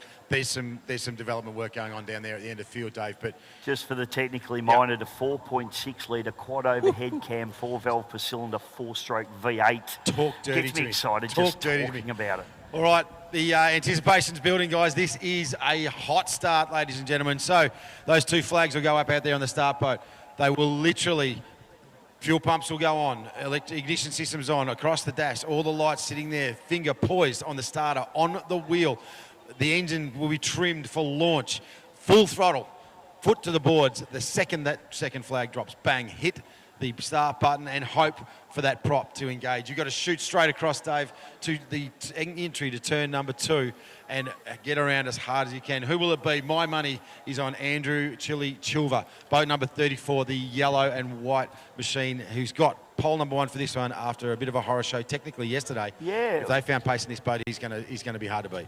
Chili's always really quick. Have you spoken to him, Murph? No, I didn't get a chance this morning. Yeah, it'd be interesting to see what the issue was yesterday, because he's definitely well and truly off the pace and nowhere near where we expect him to be. Technical question for you, Tunnel Boat guys. Is this 7 minutes plus a lap, or is it... So it is plus 1 lap. Okay, cool. So 7 minutes plus 1 lap. It could be anyone out of these top 4. I tell you what, keep your eye on Will Parker. We mentioned in Wasp Racing. They're going to be pulling 4Gs. They're going to hit nearly 100 mile an hour between here and the other side, and then they're going to go to a hard left-hand turn. 2 flags. Very aggressive angle on Reece Coles Racing at a pole 5. 1 flag down any second now. Away we go. The New Zealander, Reece Coles Racing, is away beautifully as well out of pole number 5. But Andrew Chilver, he's got the inside run, so Chilver has got a good look at this. But I tell you what, Will Parker is quick. The field starts to compress now. Reece Coles is there early. He's going to set a line, so there's going to be a bit of carnage there. Keep your eyes peeled. 1, 2, 3, 4. The first 6 are through clean. They are through clean, Bisho. I don't know how it happened, but it's Andrew Chilver. Is he going to lead him into this first straight? It is the man from the Victorian Outboard Club, but he's got pressure from Will Parker on his outside. That is your pick, mate, and Will Parker running with him. But have a look at the fast, hard-charging Reece Coles. The 3 of them go into turn number 2 side by side. It is on like Donkey Kong here, and the rest of the field, will you throw a blanket over him, Murph? This is unbelievable stuff. I tell you what, Chilver bogged in a little bit, but he's in his spray. You can't see him. Will Parker's on his outside now. He's going up the back chute. Yes, there's a pace differential, so propping potentially.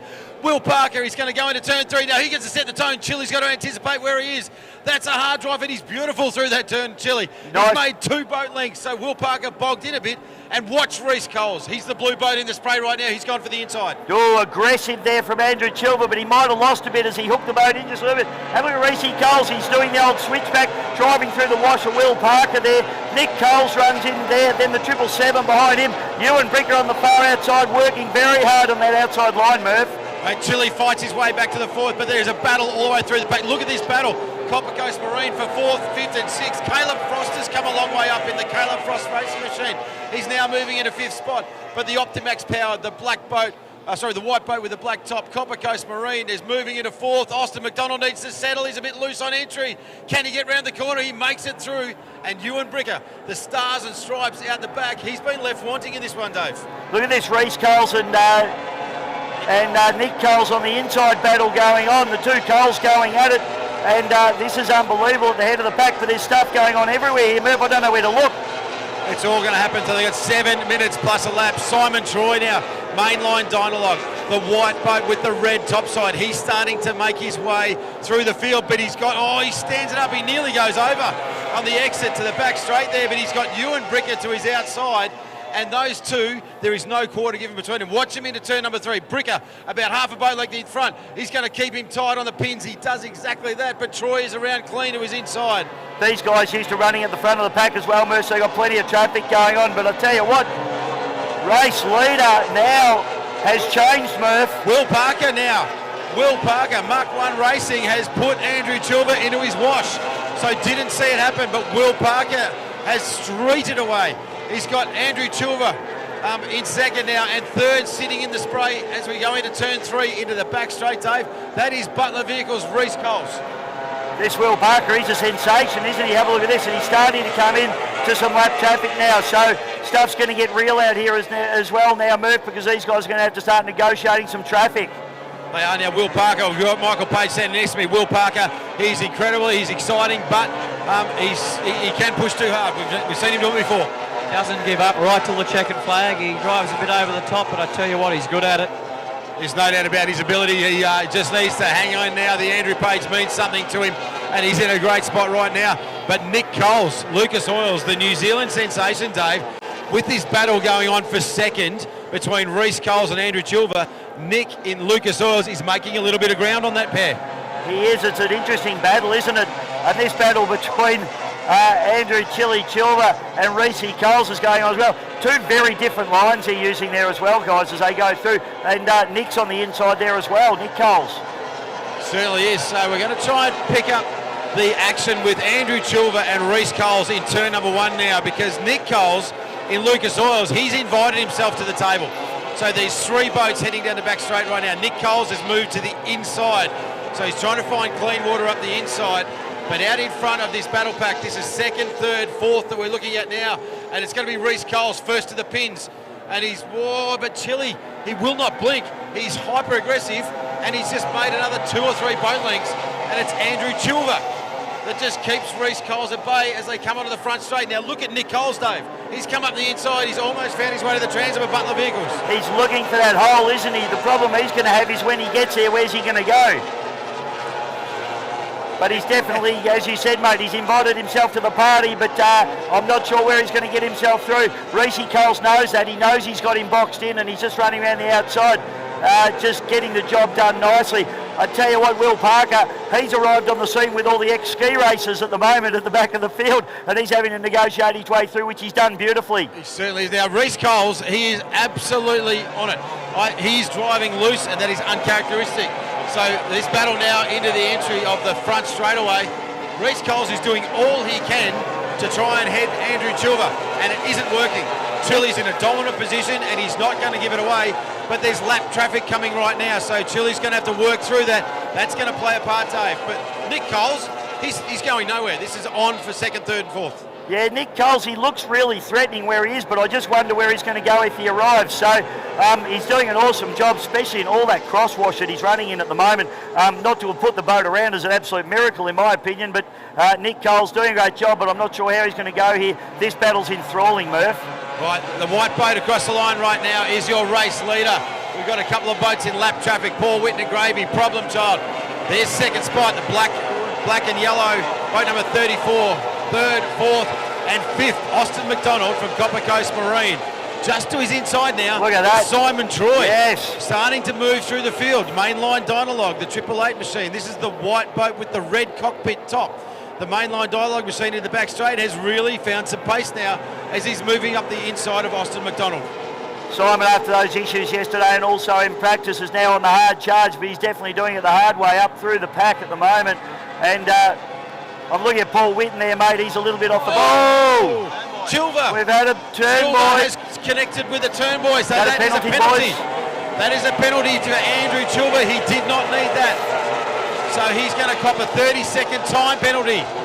And that will not go down well. But look at Nick Coles. Now, Nick Coles has gone up the inside of Reece Coles in Butler Vehicles.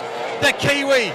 He's moved to third spot in the race, but that will give him second spot with that penalty, Dave. So Team New Zealand are going mental out there. That is unbelievable, isn't it? I wasn't sure what he was going to do, but he just bided his time. The doors have opened for him, and now here he is up into second. He may not know that he's second yet. He'll still be charging for Andrew Chilver there. But Nick Coles, the man on the hard charge for Will Parker, he's just driving away from him.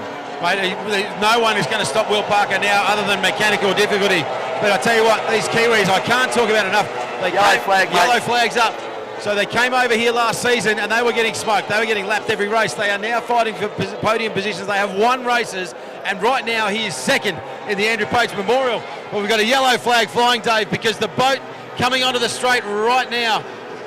This is our race leader. He's on the inside. Checkered flag, Murph. There it is, Will Parker. I've seen a check it on one, and I've got a yellow over here, so I'm not sure what that means. Will's taken the checkered, mate, and I think that's what'll be counted. Yeah, I think they'll probably keep him rolling because... So this will be probably, we won't know where Chilver will be. That'll be second place, Nick Coles. Third place will be Reece Coles. Certainly will. Hard charging Simon Troy. Feel the ski racing boys. Mitch Williams here doing a fantastic job on the outside, and Ewan Bricker right in the thick of it as well. Then we got Darren Hitchcock there, one of the ski racing boys as well, coming through, getting the job done beautifully.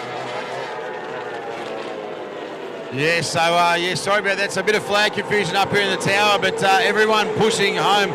Mate, what a race. Now, I want to apologise to the back end of our field. You mentioned Darren Hitchcock, you mentioned Problem Child, you mentioned all these guys. There was so much happening at the front of the field. There was no time to talk about these guys. But just finishing it off, just in case. Ladies and gentlemen, they're going to come back around and salute the tower. I tell you what, the Andrew Page Memorial, it always brings out the best in these guys for different reasons. And what a race. Commiserations to Andrew Chilver. Mate, he was on there and just clipping that turn, boy. That is a tough one for him. But give him a wave, ladies and gentlemen. Take your hats off. Paul Whitten, the grey machine in the gravy, boat number 67. Good strong run from him. Boat number 34 is Andrew Chilver in Chilver Family Racing. Simon Troy in the main line Dynalog machine. Boat number 14, Mr. Reece Coles, Butler Vehicles. Well done to him. Ewan Bricker carries the number one, the reigning champion from last season in TBR, the Stars and Stripes. Beautiful. The black and white Mulgard at boat number 85, Copper Coast Marine, Austin McDonald. There's Problem Child. And he certainly is, but one hell of a peddler for his first ever race meeting. What a great bloke. Hey, very impressed. I haven't caught up with Mitch. He's a good mate of mine and does the beautiful, I was nearly said the Hose Down podcast. That's mine. His is the 100 mile an hour club. Does an awesome job. What about Caleb Frost? Great to see Caleb out from Mr. Mercury Racing himself and campaigning that 4.6 litre Apex, the future of tunnel boat racing.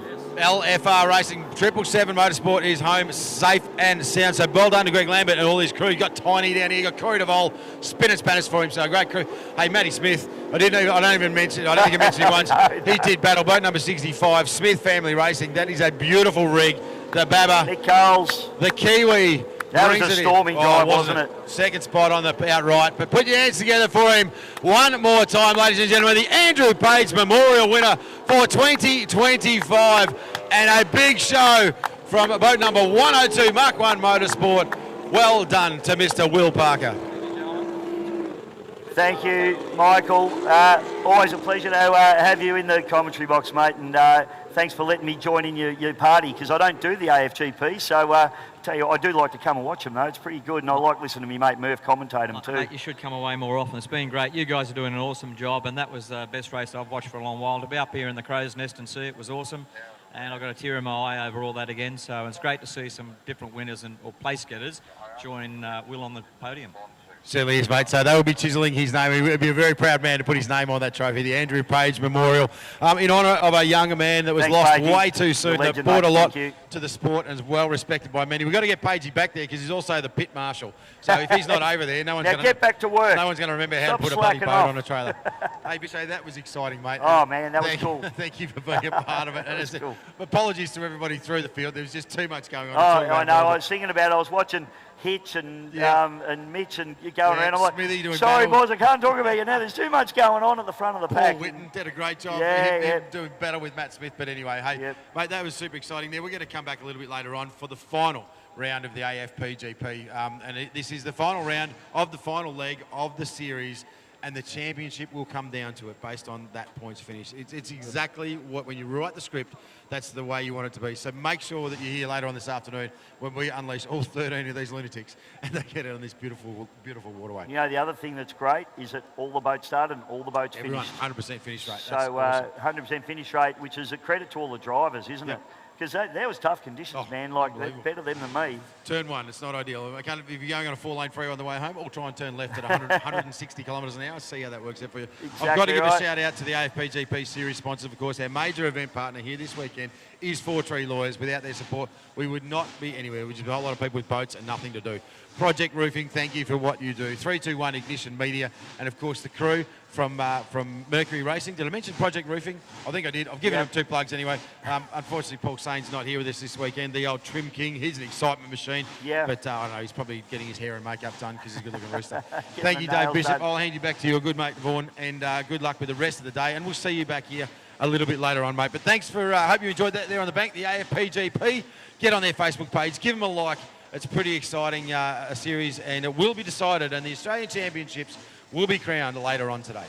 Fantastic. Thank you, Mr. Andrew Murphy, series commentator for the Australian Formula Grand Prix, and it's always good to just let him, just wind him up like the Energizer Bunny, you send him on his way, and I just throw in a few special comments. Nice and easy for me, mate. Welcome back to the commentary box of Mr. Vaughan Brewer. Yeah, thanks very much, Dave and Andrew. And yeah, what a very exciting series that AFGP is, and looking forward to seeing 13 boats on the water from a dock start.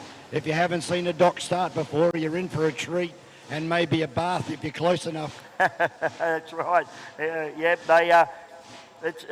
really exciting, isn't it, being here when they take off and everything lights up. And being an outboard guy, you know, I love the sound of 2.5 litre Mercury, so like 20 of them is just heaven for me, but absolutely fantastic.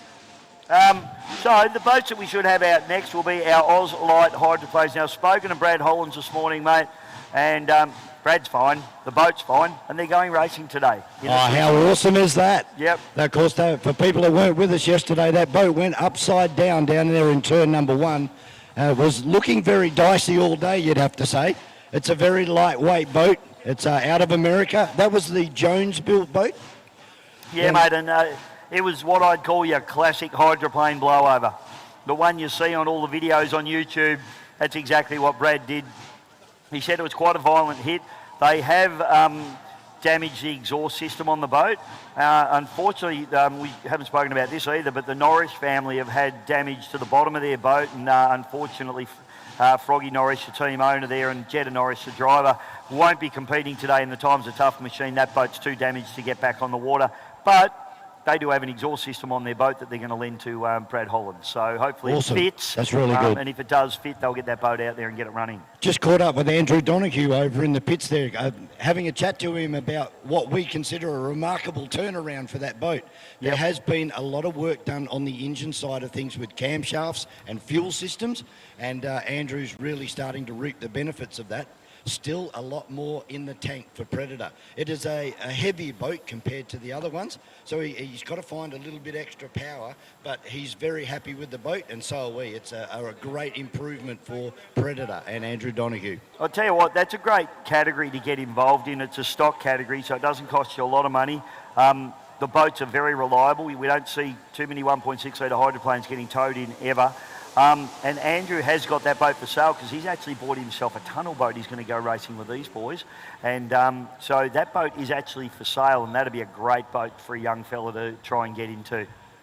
Come across this another bloke out there in the pits. Of course, he's got a very old boat, very heavy boat, probably state of the art back in its day. Yeah. Dewey Nichols. Donzi. The S15, he's told me to give you this Hey, sticker. it's Shirley thanks, from mate. Land It'll Racing. go on the, We're a major door. sponsor of the E.C Griffith Cup here today. We've got our Land Racing merch set up. Got footy shorts, shirts, hats, stubby coolers. Come on down, check us out.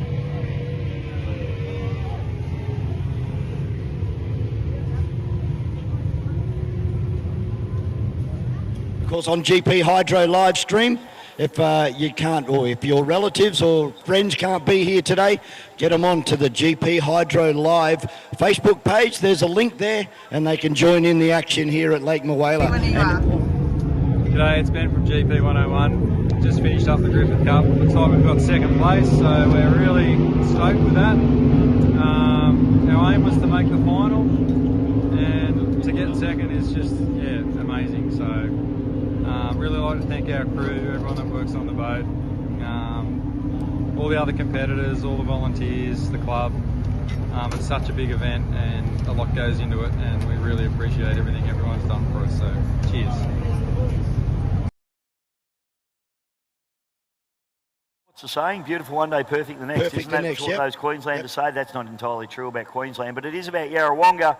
And here we are again with just stunning conditions for bowerboat racing. We'll take a little break at the moment, Vaughan, just while we get some boats back out onto the water, and we'll be back with more racing in just a moment. This is the 2025 E.C Griffith Cup for the Victorian Speedboat Club. We'll be back real soon.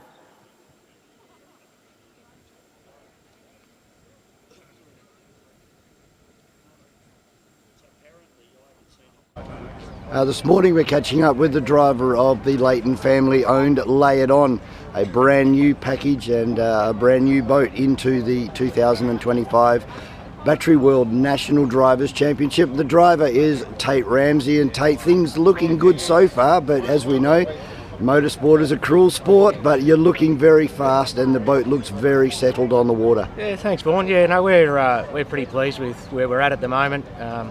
We're really not making too many changes to the boat. We're just leaving it, pretty plain and simple, pretty sort of easy tune in it. The water here at Yarrawonga has a tendency to get a bit rough after, the second lap. So the more you can keep the boat on the water, the better off you'll be. So we're not throwing too much at it, and we're just trying to get some laps in and learn the boat. But so far so good. We're very pleased with how it's going. Mate, a bit of bad news after all of this swapping around with your retiring destiny. Mate, is that going to be put in a glass capsule and put in the workshop? Reckless, yeah. Reckless. Oh, yeah, sorry, yeah, Reckless. Look, Reckless, it's been a great boat, and I obviously have a lot of love for that boat, but we achieved what we wanted to achieve with that boat, and we're really happy with, I think, where that's going to end now. I don't think we'll bring that boat out again. I'm excited for the new challenge that's been presented, and very thankful to the Leighton family to invite me along to drive their boat for them, and really excited to see what we can achieve with the boat. But like I said, we just want to do laps and just learn the boat and see how we go. But very pleased with where we're at the moment. Is there a big difference now stepping up to a 21-foot boat? Oh, absolutely, yeah. It's actually made me realise how much of a handful Reckless was to drive. This boat is an absolute pleasure to drive. In saying that, we've made it easy for myself, like I said before, just with the setup. We've made it pretty simple, not putting it on the edge too much at the moment. So, some major differences between the two boats. Even though they're the same manufacturer, different length makes a big difference to the boat. So, very different to drive, and had to relearn a few things when it comes to the boat racing craft. But it's working out all right so far. Oh, that's great, and good to see everybody in such a good mood this weekend around here at Yarrawonga. It's the motorsport or the powerboating community, a great bunch of people. Oh, absolutely, and the place that it is, Yarrawonga, is a fantastic destination, for boat racing and for water sport in general. And Yarrawonga is a happy place for our family and and for all the boat racing community. And by the crowds that lined the banks yesterday, it's obviously a very popular venue and event, and it's drawing big crowds, and that's very exciting. I had a chat to Mark Gauci earlier this morning, and we were talking about this little bet that's on the table. Who will be the first to break the magical 160 mile an hour mark? It definitely won't happen here on Lake Moala this weekend, but once we get to some calmer waters, it's going to be game on between you and the Lucas Oil Immortal. Oh, exactly right. Yeah, we have a bit of a laugh between Mark and I, and we do laugh, but there's a fair bit of seriousness behind it too. So we won't see those sorts of numbers here at this venue, but down the track as the season goes on, we'll both be giving it a nudge and see how we go. It's just a little bit of in-house banter that goes on, but it's just a little bit of a joke, but it's good. I have never been to a race meeting that eats boats. This place does a lot of damage. You need to drive to the conditions. Oh, look, absolutely, yeah. It can, you know, pardon the pun or excuse the French, it can bite you in the arse really quickly here. You need to be really smart in reading the water. There's a lot of rollers, you know, coming in from different directions, so it's not a matter of just driving it hard and driving it into the corner. You've actually got to read the water, and yeah, it can bring you undone pretty quick. Yeah, so you just got to be smart about it. Keep a level head. The driver of Lay It On, good luck for the rest of this weekend and the rest of 2025 as part of the Battery World National Drivers Championship. Thanks for joining us, Tate Ramsey. It's a pleasure, Vaughan. Thanks very much. I said, what's this like, mate? He said, it's about the stupidest, most fun thing that you could ever do. So he's loving it. Oh, look at Dennis Pasala. He's opened that right up and it looks like it's travelling forward, which is a good sign. They've had a hell of a weekend, you'd have to say, here at Yarrawonga. Had a quick chat to Dennis this morning where I got all the info from, and he's looking forward to a good run today. And so far, so good for Always Pumping. And you would have to say that Scott Cleaver still has a lot to learn in the sport, but there'll be a lot of potential in that boat to come. Honestly, that boat, when Rob Basala had it, it had handling issues when it first started, and even Rob turned it around and sunk it at Melton and did a few crazy things. But Rob did a lot of work and got that boat handling well. But I'll tell you one thing that's never lacked, horsepower. Horsepower and reliability, and that just went pop, Dennis's boat, so that's not good. His brother Rob just standing down here. He's just turned his back on that whole show. That's unfortunate for the guys. They've worked pretty hard last night, tried to get it out on the water, and were confronted by the maritime people. Yeah, and did a gearbox at the same time, so double trouble for Dennis Prasala out there.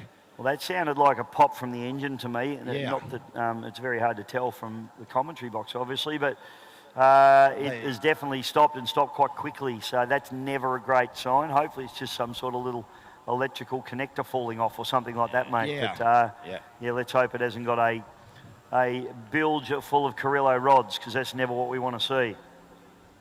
No black smoke or anything like that, so that's a good sign. So we've got only 2 finals coming up later on today for the 2025 Battery World National Drivers Championship. So we will go through those runners a little bit later on, but I think we might have a look at our Anzac Day trophy and, of course, the Les Spears. Now, the Les Spears entrance, that's going to be wholly dependent on who survives their final in the National Drivers Championship. Yeah, exactly. It's a race for forced induction boats, which is exactly what the NDC is all about. But the Anzac Cup, we'll just run through the boats that have entered now. Not all of these boats will run because there's a couple that have dropped out, but Stampede with Paul Jones will definitely be a runner. Sick Puppy, unfortunately, Corey Marlin not running. Aussie Connection is entered. Crusader, Warlord. The Melton Toyota GP1, I can confirm they are out, unfortunately. There's a lot of damage to the transom of that boat, and they've broken the skeg. The skeg which actually holds the propeller shaft. Obviously, when you lose a blade off one of those things, they're turning at 20,000 RPM, whatever they're geared up to. So it becomes unbalanced, and it's actually just busted the skeg off the back of the boat. So that's the end of that boat, unfortunately, for the weekend. Poor old Harrow, I messaged him last night, said condolences to him, but he's absolutely gutted. So really feel for Grant Harrison. He won't be out there. White Noise, Ricky Howard, of course, the E.C Griffith Cup winner yesterday. The Gator with Melissa McCants driving. Hurricane with Graham Boxy Malloy. Lucas Oils with Nick Cole. So we're going to see the outboard boat, which is very cool. Bay City Marine Supernova, the boat that we've just seen run out there, the Purple Machine with Scotty Cleaver. Titan with Dave Sadley out of South Australia. Bad Fusion with Darryl Quinn. And Kraken with Michael Phillips. So she's a good field, even with those couple of little dropouts. Had a look at Bad Fusion this morning over in the pit area there, and there looks like there's some hull damage down the side of that on driver's left on the port side. Really? Brett Ramsey driving Ravage, who really impressed us yesterday. Debuted here yesterday with a 2JZ Toyota engine turbocharged inside one of these blown boats. It's a very light boat. It's a Ramsey hull. And unfortunately, they've sustained damage to the hull as well and Really? have withdrawn from today. Oh, that's a shame. He would have been in the A main on debut. Yeah, wow, what a shame. Hull damage, and particularly given that's, well, it's a brand new hull, although it's probably a good 10 years old because it's taken that long to actually get that thing sorted out. But let's have a look at the Les Spears Memorial for unlimited displacements, and as we said, the entrants in that one are provisional. Dependent. They're dependent on what happens in the NDC. So Sick Puppy we already know is out. Odin with Ryan Constable. Supernova, Scotty Cleaver, who we've just seen out on the circuit. Cavs, Brenton Walsh. Turn It Up, Connor Patterson. Rival we know is out. I think Connor will be out.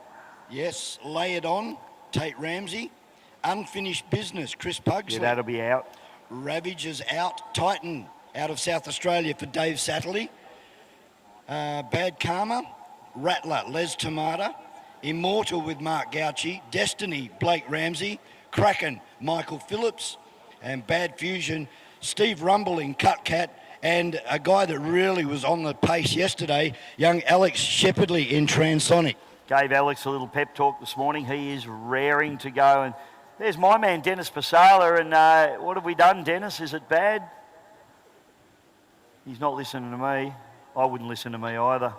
Let's hope it's not bad and they can get that thing sorted out and back onto the water. It certainly doesn't look like it sprayed itself all over the engine bay, so that's a good start. But that will be the next. So next will be our Ozlide hydroplanes 1.6s, and it looks like they are being loaded into the water. Yeah, you can see them in the water down there at the, what they call the wet pit, which I didn't know until yesterday. The wet pits, that's right. Wet pits and the dry pits all next. There's Stevie Rumble just rolling through there. Why don't you come and have a chat with us about your weekend so far, Stephen? Yeah, you just come through the door up here, mate, and you'll be right. Might be a bit complex for Steve to get up here. There might be too many moving parts. Oh, stop it. Of course, Steve he's had 2 flash flyers over the weekend. He did singe the back of the boat in the first incident on Friday.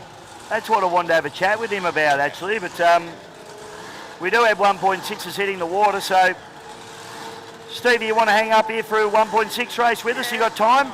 We might grab you after this race, mate. I'm sorry, every time I want to interview someone, they send boats out for a race. So we'll call these guys first, and then we'll have a chat with Stevie Rumble from the Cut Cat, and he can enjoy the view from up here in the commentary box for a race. How's that sound? All right.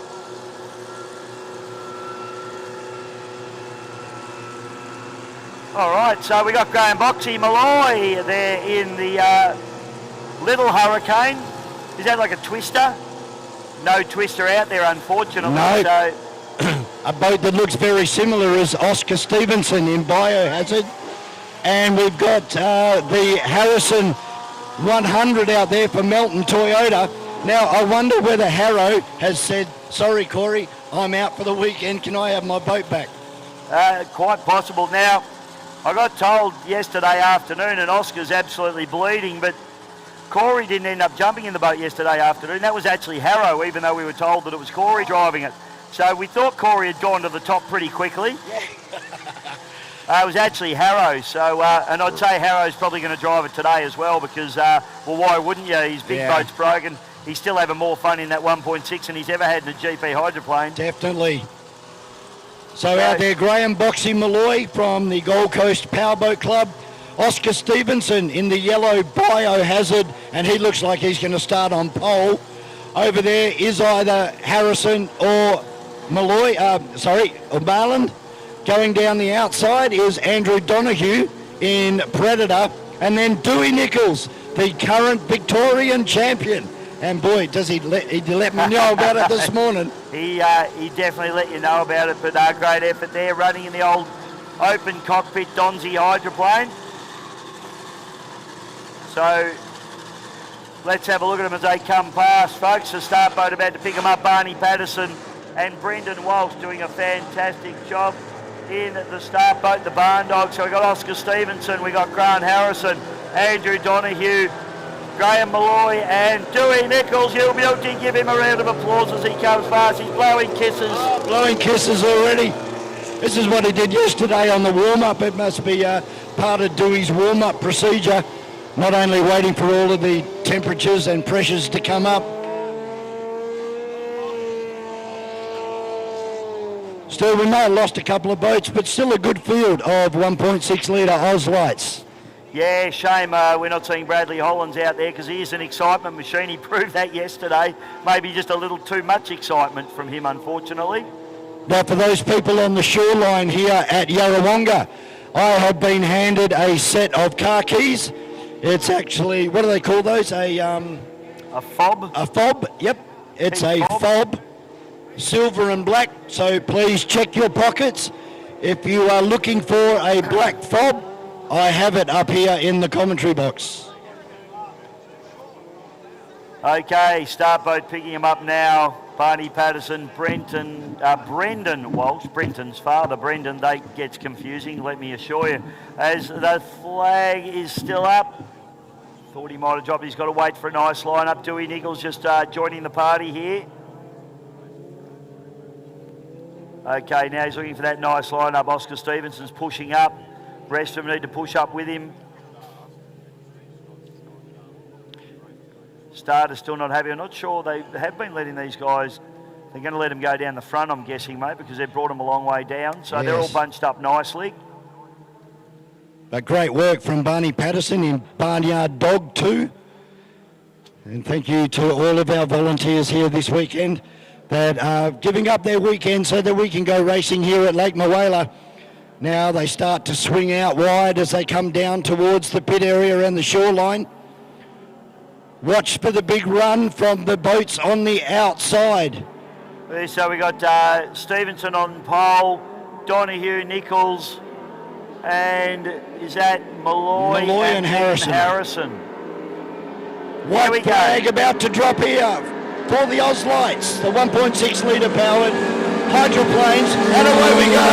And a great start down the outside, as you would expect for the Melton Toyota 100. Dewey Nichols getting left behind already. A big wall of water down there into turn number 1. Let's see who comes out the other side of the Babcon Hire control tower. And it's going to be the yellow boat of Oscar Stevenson. Babcon Hire control tower's right in our way, actually. Yeah, now, it's going to have to be moved. We'll have to move that, but down the back straight away, there we go. And it is on between Oscar Stevenson and Grant Harrison. You got Andrew Donahue in the mix there as well in the spray. On the outside is Malloy and Dewey Nichols rounding out the field. Stevenson is pushing on. Look at this kid go. Going to drive straight underneath a far more experienced driver. But Biohazard temporarily has the lead. A big drag race now across the start-finish line. And that is Graham Boxy Malloy. No, it's not. It's Grant Harrison out in front. There goes Boxy Malloy now. And Dewey Nichols rounds out the field as we're down into turn number 1. On the exit now, that big wall of water, synonymous with hydroplane racing. It's still Oscar Stevenson being harassed big time. Down through the top turn we go, and it is Harrow now with the bit between his teeth. I tell you what, he'd be keen to try and win in the 1.6 this weekend. He'd be as absolutely dirty as it gets as he fires down into the bridge end turn, and Harrow doing a fantastic job now as he assumes pole position. He'd be hard to beat from there. Stevenson right up on the starboard sponson. Has a wild ride there, Oscar. Harrow didn't take pole like I thought he might. He's left Stevenson a lane. Yellow flag comes out, 1 lap to go. Now Harrow starting to drive away from Oscar Stevenson in Biohazard. Then we go back to Predator coming under attack now down the outside in the white boat is Graham Boxy Malloy. They're going to go side by side for third place down into turn number 2 for the last time. But it's all Grant Harrison, Melton Toyota 100. He has 150 metres over Oscar Stevenson in Biohazard. Rush. So out of turn number 2 for the last time. After such a disappointment yesterday in the run-up to the E.C Griffith Cup. It'll be the dealer principal of Melton Toyota in the 100 Melton Toyota for Grant Harrison. Takes a good win from Oscar Stevenson, who really bicycled that bike into turn number 2 on the previous lap. Third place will be Andrew Donoghue coming across the line in Predator. Graham Boxy Malloy still coming to grips with this boat. Brand new to the Boxy Malloy stable up there in the Gold Coast. Time to wave your hats and programs, folks. Oh, he's come out wide. The man, the myth, the legend that is Mr. Dewey Nichols brings it home. Give it up for him. Nowhere on earth has anyone enjoyed their powerboat racing more than that man, Mr. Dewey Nichols. The only other guy that I can think of that enjoys his boat racing more is a bloke that's in the commentary box with us, Mr. Stevie Rumble. Stevie, welcome. Thank you, Bisho. How are you? Yeah, going beautifully, mate. And your New Zealand friend? No, he's Western Australia. Oh, he's West Perth. That's kind of the same thing. It's about the same distance, just the other way. Oh, yeah, well, they're two heads over there too. Hey, Stevie, you've had the cut out there now. You've been running in the 105 category. Big flame out the other day. Yeah. What happened there, please? Well, it's a new setup, TRD engine, 6 litre. I come down the bottom corner. I pulled off the throttle like I used to do on my old LS tractor engine. She stalled, and the breather pipes on top of the carby, when you pull up that hard, it sloshed up and over and down in the throat of the carby and out through the exhaust and ignited. And I had a bit of a flame. Sorry, I forgot about Neil. Hi, everybody at Hi, home. Neil. They want to see your beautiful head, mate. So, do you want me to stand up? well, then you look Then I way can taller. show. Now I feel, no, stand up, come on.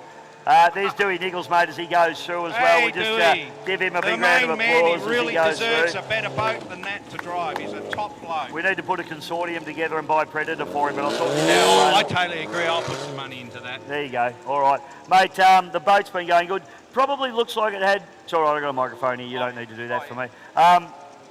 You need to do it for you, though. How's it handling? It looks like it's moving around a little bit. Is it good, or are you a bit unsettled in it? I haven't driven it for over a year. Yep. That was the first time it's been on the water. It's with the new package. The cab plates were wound quite high up for these conditions. The second time I went out, I drove them down a bit. Yep. It's rough water conditions. You might look out there and it looks nice and smooth, but when you get out there, it's No. as rough as hell. Like yesterday, the last race, I ended up, my header broke off, the end of it, the collector. Me log,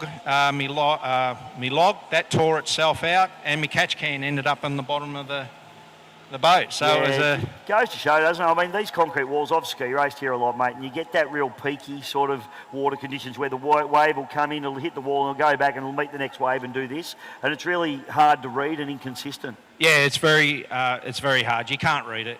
You'd be going along there, and all of a sudden there's a hole in front of you. You hit it, it launches you, it pounds the hell out of you. But it's a great place. I love coming here and racing. Yeah. Once I get this new engine package sorted, I'm decided I'm going to change the gearbox, the prop shaft, because that's been in there over 7 years. So it's probably time before it snaps off.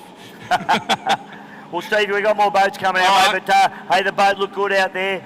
You've got a few races today? No, I'm out. You're I'm out? out. Yeah, Okay. the log's torn out. So, Yeah, okay. And Yep, I don't have a nothing fixed. replacement. I'm a bit worried it's a bent prop shaft, so I want to replace that. I'm going to replace the whole line. I've replaced just about everything in the boat, so I may as well go that and finish it off. Hey, the wife doesn't need the new bathroom, you'll be right. No, she's got to clean toilets more.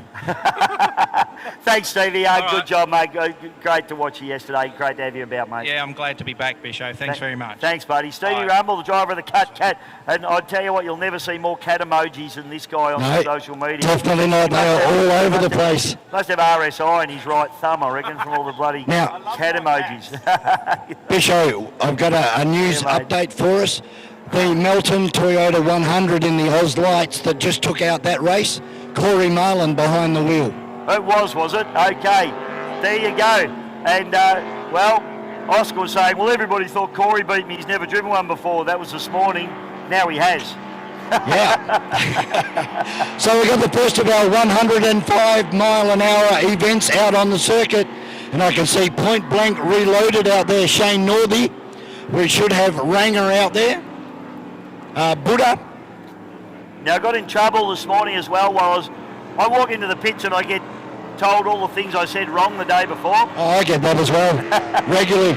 So the rush hour, Shane Archibald, he come up to me and said that he wasn't a lap down yesterday, which surprised me because I thought he started late, but obviously he didn't.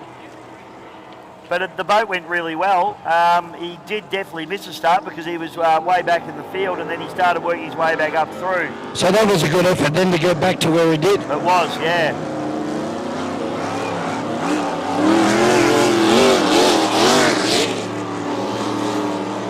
Better. You'd have to go really high.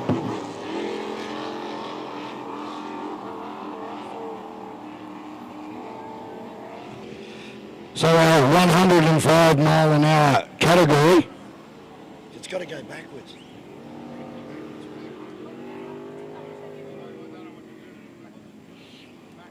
So Bad Temper, Jason Jones, Tantrum, Justin McLeish, Instigator, who had a great run yesterday for Daniel Jury out of South Australia, Stampede, Paul Jones, the Mexican, Chris Burns, Ranger, Troy Cameron, Rush Hour, Shane Archibald, Point Blank Reloaded, Shane Northey, Juggernaut, Ian Irvin, as we heard from Steve Rumble, he is out. The Gator, I didn't see the Gator out there either, so No.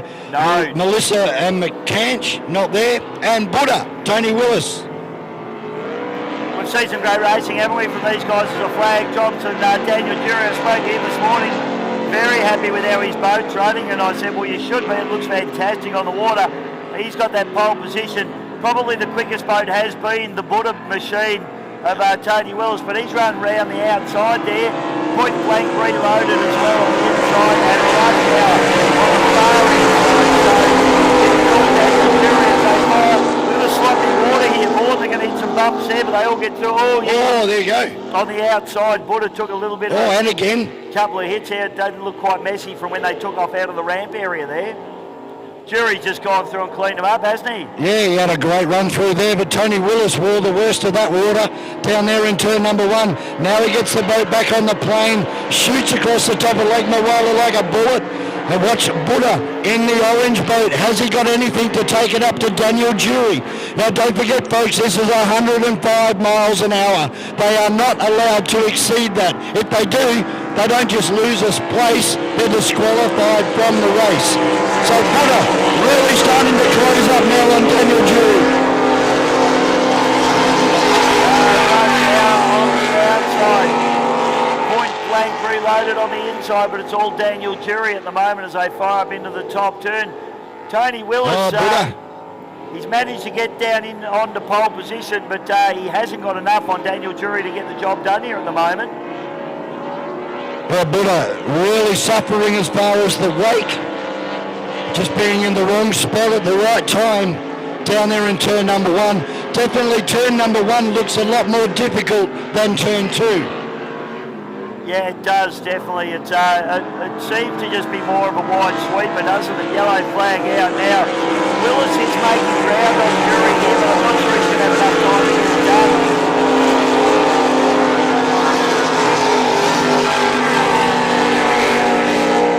Bank Reloaded up the inside now with Rush Hour. Can Rush Hour run right the way around the outside? Point Blank Reloaded, Shane Northey hard on the pins as they go through turn number one. And there it is, it almost like stops at mid-apex of the corner. The boats are really slow, then they accelerate out of the corner. Down the back straight for Daniel Jury. This is going to be checkered flag this time through. So Instigator going to take out another win here at Yarrawonga for the E.C Griffith Cup for 2025. From South Australia, Daniel Jury takes the win. Next across the line, the hard-charging Tony Willis. Look at the Rush Hour. He's got over the top of Point Blank Reloaded, and it looks like Northey may have an issue there. He's really slowed the boat on the exit of turn number 2. Yeah, I think he did end up with a little bit of a problem there. That left the door open for Shane Archibald to have a hard run down the final straightaway and get the job done in the little beautiful 18'6" V-bottom Stevens, the Rush Hour. Got another heat of this coming up straight away. Back to back, mate. Yeah, back to back, and I can see the Gator is in the water down there as well. There's another yellow hydroplane in the water down there as well, which... Yeah, I think that's Oscar Stevenson's. Yeah, Stampede should be in the water. Paul Jones.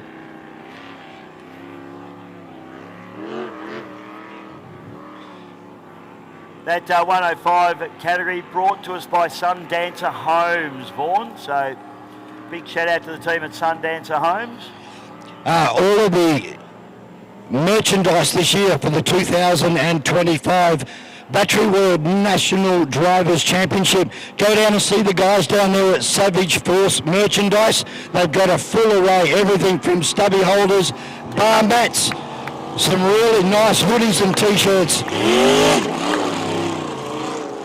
So if you want to be part of the National Drivers Championship brought to you by Battery World this year, go down and check out our friends at Savage Force.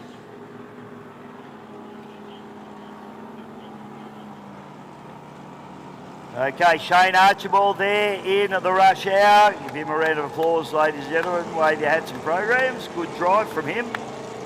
And the Point Blank Reloaded is Shane Northey. Obviously had a little bit of an issue just towards the end there, but he brings the boat home. Hey Dave, what type of helmet do you run when you race? Mate, I wouldn't trust my very good-looking noodle to anyone other than DTG Race Products. Awesome equipment, isn't it? And all made in Australia, which makes it better off. Our dollar stays here in our country. Exactly right. David Green, he's a local Melbourne boy. DTG, they do the race suits, they do ballistic shorts, they do capsule suits. Helmets are probably where they started off originally. They do beautiful helmets. They do just race jackets as well. And all the apparel, gloves, boots, the whole lot. DTG, they can kit you right out. And as you say, they do the air systems, the onboard air systems for these capsule boats. And mate, I wouldn't get in my boat without a DTG jacket or helmet on. I certainly don't get in my race car without my DTG helmet, race suit and all the rest of it on. So it's a fantastic year. And Dave, one of the nicest blokes you'll ever come across, he'll always help you out. What I'd like to see is you with a balaclava on so we can only... Hi, I'm Emerson Walter and I drive She's Arrival. Thank you to Mum and Dad and all the crew for bringing me out here. Here this weekend and at a lot of other Australian powerboating is Race Day Medical. Those guys do a fantastic job should they be needed, and hopefully they won't be needed, but they are always there. Dave Bogner? Davey Bodner and the beautiful Anna Bodner. There's another man that we call Don Bradman playing well above himself, but they do an awesome job, mate. Race Day Medical. I've been involved with Race Day Medical for probably 15 years now, and known those guys both, you know, on a personal level and a business level. They do all the boat racing that I do, which is a hell of a lot of it, ski racing. They also do horse racing. They do car racing, so I'm starting to see them when I race my car as well. So whenever I pull the helmet on, I go out there, I know that Bods is there ready to look after you if you do have an incident. So it's great to have him here. It makes everybody feel safe, and Dave's a very, very professional guy, and that business is just growing and growing and growing, and the only reason it's growing is because they're bloody good at what they do and people want to use them. They certainly do, and I suppose in your race car, there's no other oil to use except for Lucas Oils. Oh. We've got Rolf over here from New Zealand, down here in a corporate little suite down there, and I hope he's enjoying Australian powerboat racing. It's probably a little bit different to what they have over there in New Zealand, but we thank Rolf and his company, Lucas Oils, for coming on board this weekend, and I hope you're enjoying your time over the ditch, mate. Definitely got a sump full of Lucas Oils in the Datsun, mate. There's no problems there.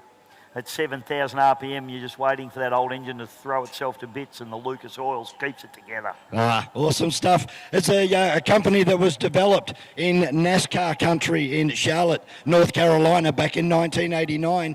All their products began distribution into Australia back in 1998. So they've been around a while. It's a trusted product. A lot of the top teams in Australian motorsport use Lucas Oils, and really exciting news coming out is that Lucas Oils are going to sponsor and get behind a 2-round series for the hydroplanes. It'll be very similar to the Battery World National Drivers' Championship in its structure, and we can't thank Lucas Oils and Rolf and the company for coming on board.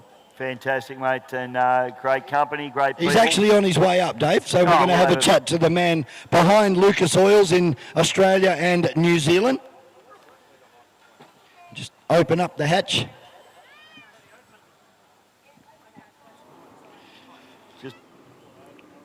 Of course, Lucas Oils also a core partner with the Battery World National Drivers' Championship for the forced induction unlimited displacement boats, which they have been a long-time supporter of the Gooch, the Gouch, in Mark Gouchy, and the Immortal team, with the Victorian starting the new season as one of the pre-season favourites.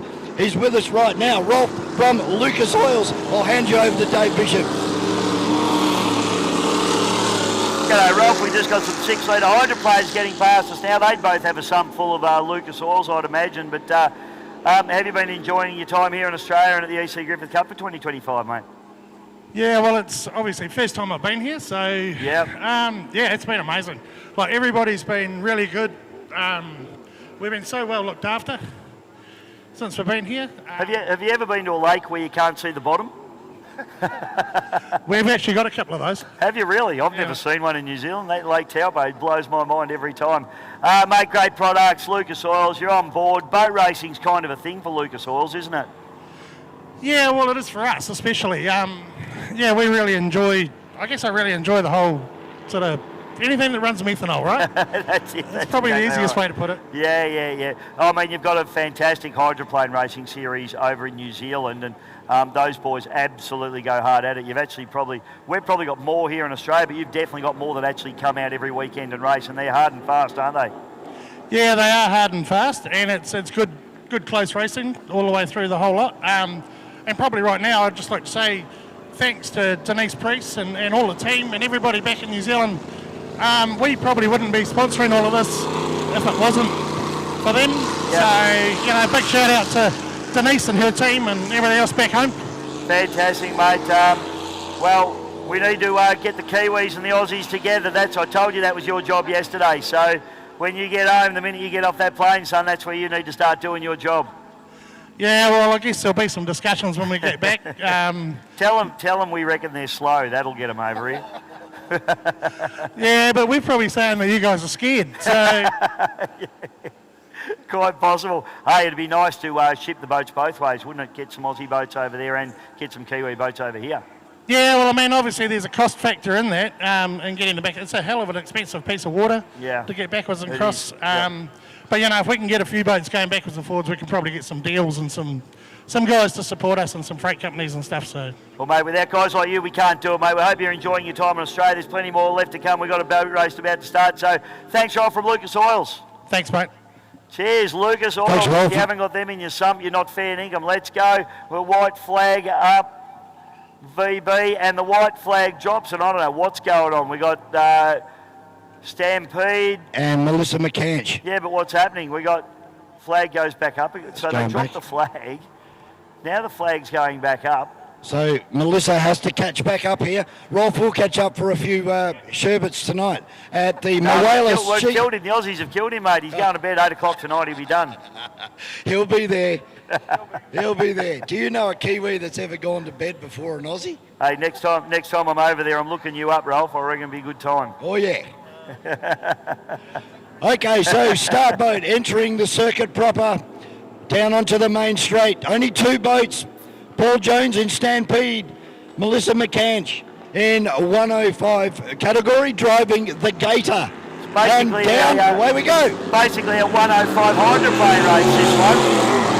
So, flag drops, and the you-know-what stops, and Paul Jones has got that inside run, mate. That'll help him a little bit. I don't think that boat's quite got the top end speed of the Gator, but having said that, it's a 105 class. They're limited anyway, and both these boats well and truly capable of 105 miles an hour. Well, so far they are neck and neck as they head down the back straight for the first time. Just watch to see whether the boats get unsettled about now. It's right near that red blue buoy out there. Then we can see Melissa McCants now trying to put the outside pass on Paul Jones, and probably one of the only categories where you can actually run around the outside out wide. It is. And looking at Canard Wings right up, pushing the boat down there on the Gator machine. So they're just running that boat with a very level attitude. But as you see, it's got massive canard wings. You can see them as it comes past, especially when Melissa brings it nice and close. You can see them right up, and she's just trying to hold that boat down on the water, not to fly it too high. We'll have to have a listen to it this time. I thought I heard a couple of pops coming from it. Look at the speed from Stampede down the back straight. Took him a little while to get going out of the corners, but now he's, there's the big jump over that exact spot that we were talking about, where the lake overlays the Murray River. Still side by side. This is a great race. 105 mile an hour category. And look at that Cunard. That wing is set right back now. So he's changing the angle of that Cunard wing to keep those sponsons making contact with the water. You still see it's very light on the water as well, even with them all the way down, pushing the nose of that boat down. So up through the top turn they go, and I'll tell you what, this is an absolute ding-dong at the moment. McCange sticks her nose out in front. We're on the yellow flag lap, so this is a final lap. Who's it going to be? This is going to be a drag race down into the bottom turn here, Vaughan. Certainly is. Now they go through that rough spot. They were both settled this time. Around the outside, Melissa McCange driving the Gator, the yellow and white boat with Paul Jones in Stampede. Up the inside. Going to the line, going to be another one. McCange is going to get it. Yes, he does. Great win for the Gator. Takes the win. Takes it by probably one boat length over Paul Jones driving Stampede. Almost a photo finish on that one, mate. And how many of those have we had this weekend? The kids were good for it earlier on this morning. They're unreal. Hey, great to see so many people along the shoreline here. Hope you're enjoying the beautiful sunshine, but don't forget we do need you. Well, it'd be advisable to put some sunscreen on out there. That sun does have a bit of a bite to it at the moment. Looking for 26 degrees up here at beautiful Yarrawonga today. Last time I checked the weather, we were already sitting on 24. 65% humidity and light winds coming from the east-southeast. You're like Jane Bunn.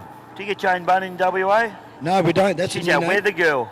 Oh, My okay. dad loved her. No, that's a new name for me. Jane Bunn. So black flag being raised at race control. Dave, let's have a bit of a chat about their flags. They're a bit different on boat racing compared to what you and I are used to. We'll start off with the obvious one, the green one, the get-go.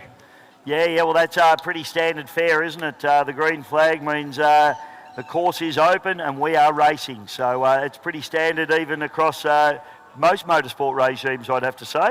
I'd say everyone in the world. They definitely don't start with a red. Green because means go. Red means an immediate stop. Yeah, that's right. And I'll tell you what, we've got some great technology out here. We've got these buoys all down the centre of the course, and they've actually got red lights in them, and they've also got yellow lights in them. So the red light, as you just said, is an immediate stop to the race. That means there's been an incident, or there's something on the track that, you know, is in a dangerous position and we need to stop the racing. A dolphin in Adelaide. Quite possible, yes, absolutely. Never seen a dolphin get run over by a race boat ever, but anyway, it's fine. They're a bit smart for that. The yellow flag, mate, is a caution flag in powerboat Now that's racing. different to motor racing because we see that as a caution. Well, it is still a caution. There's no passing in car racing. In powerboats, you can still pass. It's just to let you know that a boat may have stopped on the course. Yeah, last lap, sorry, isn't it? Sorry, yellow Last flag, last lap. Yep, last lap. I'll get my cars and my boats confused already. See, this is what happens. Hope nobody- Last lap for powerboat racing. If you're water ski racing, it'll be a blue flag, which means the last Well, lap. I hope nobody from Motorsport wonder Australia is my brain- listening to you right now. No wonder my brain's You might be fried. getting tested. Now we've got a white flag with a big red cross through it. That's the caution That's flag. the caution That's the yellow flag in motorsport powerboats. flag. That's right. Yes. So, you know, one day, do you reckon the two bodies will get together and go, this is stupid, we've got international standards for signage, Yeah. let's go and do Everyone the do the same." same? Yeah. Probably not. Probably not. Probably not. Black One- flag? Which one? Black flag. Black flag. Now, normally in motorsport, you get a black flag, you're going to get a talk to the stewards. Yes. Yep, so you get shuffled off. Well, it's the same in powerboat racing. Well, the black flag means return to shore. To pits. Yes. Yep. Shore, boat ramp, pier, whatever it is. Just get off the water and return to where you came from. I'm trying to think of what a black flag is in powerboat racing. I don't know if there is one. Yeah, there is. Yeah. No, as in telling you if you've got a problem with the boat. Now, I know there is in water ski racing, they use a black flag, same as car racing. okay, so we use, if there's a defect with the boat itself, or the car in this situation, Yep. the meatball flag. That's right. The yes, orange circle yes. inside a black background. Yes, yep. So you might be dropping oil or something, although there Yeah. is an oil flag in car racing as well, Yep. isn't there, which is red and white stripes, isn't it? But, you know, we saw the other day a pickle fork come off one of the tunnel boats. That, to me, should have been a mechanical defect. Yeah, whereas it'd just be a caution flag in powerboat racing. So, see, a few I go over differences. 3 different regimes and they're all different. Ski racing, boat racing and car racing. No wonder you're confused. Ski racing is the one I've done the most of. So The Chad makes his presence known here at the shore on Lake Mawela. floats in 3 Good morning, above the Chad. ground. Morning, Chad. Great South Australian. He's been on the good job, mate. Probably hasn't stopped since last night. Might have had a There's refreshment the or Chad. two. There's Bad Fusion. Yes. Now, I had a look at Daryl Quinn's boat earlier this morning, and I've noticed some discrepancies in the side of the hull. So we'll have to keep an eye on that one. Here comes Scotty Cleaver in Supernova.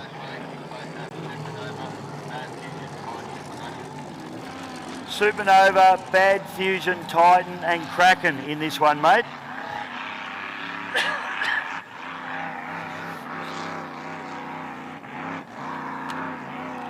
Just going to consult the good book.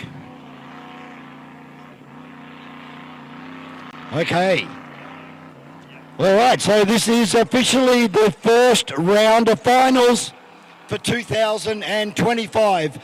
The Battery World National Drivers' Championship here on Lake Mawela at Yarrawonga.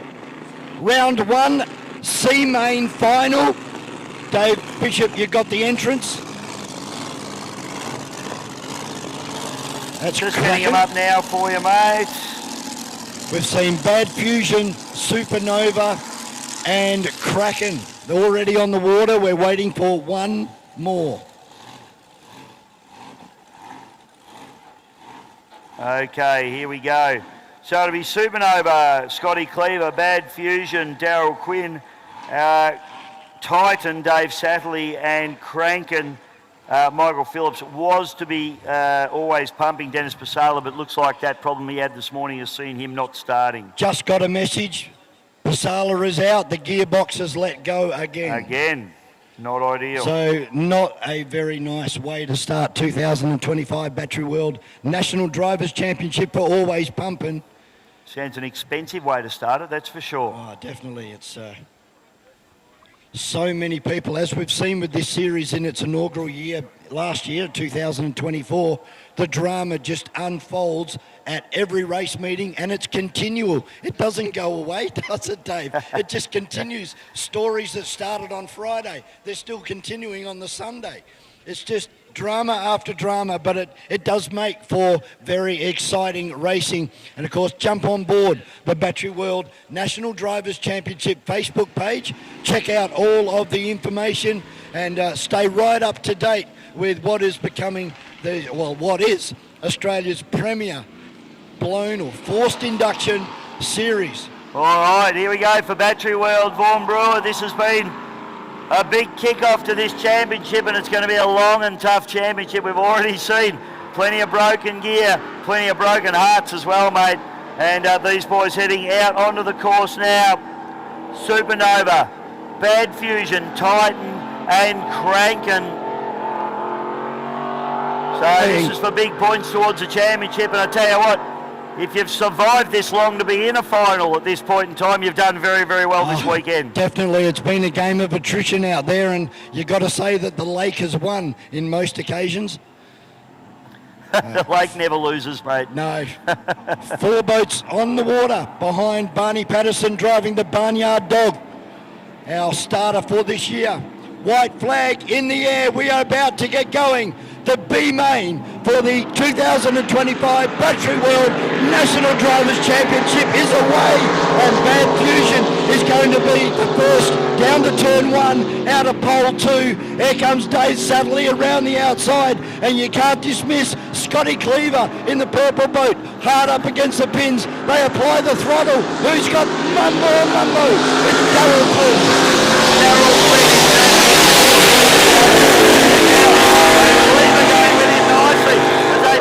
Into turn number 2 for the first time. Cleaver hard on the pins there. He needs to get the big Evercraft turned in. Quinn won't leave him a lot of room there. He'll try and make it as hard as possible for him. Cleaver loses some ground now as they fire down the back chute. Darryl Quinn using his experience here in the Bad Fusion, and now he lights it up down the back chute. Well, there's a little 18-footer getting tossed from left to right. And we go back to Titan. Down into turn and number 2 for the second time, and that looks like there's been a failure. What's happened here, mate? We've got a boat stopping. That's is that Kraken? Yeah, that's Kraken. Michael Phillips. Well, we got a boat. Sounds bad. Oh no! Fusion. That's an engine issue there. That sounded like a rod just came out the side of the block, mate. Look at Sadley and Supernova. Supernova inside his pole position. He takes over the lead now, and as we said, the drama just keeps happening here at Lake Moala. Scotty Cleaver down into turn number 1. Can he take his first race victory in the 2025 Battery World National Drivers Championship? Oh, that didn't sound good for Darryl Quinn and Bad Fusion, but I tell you what, this will be a get thrown in the water arrangement here for Scotty Cleaver if he can get this one done.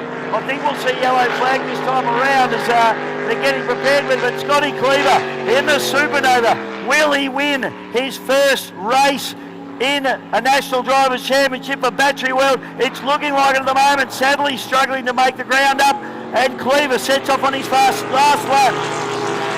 He's got X-Ski Racing now coming across into first induction racing here in Victoria. Dave Sadley's motor on Titan, it just sounds to be running very, very fat, very conservative.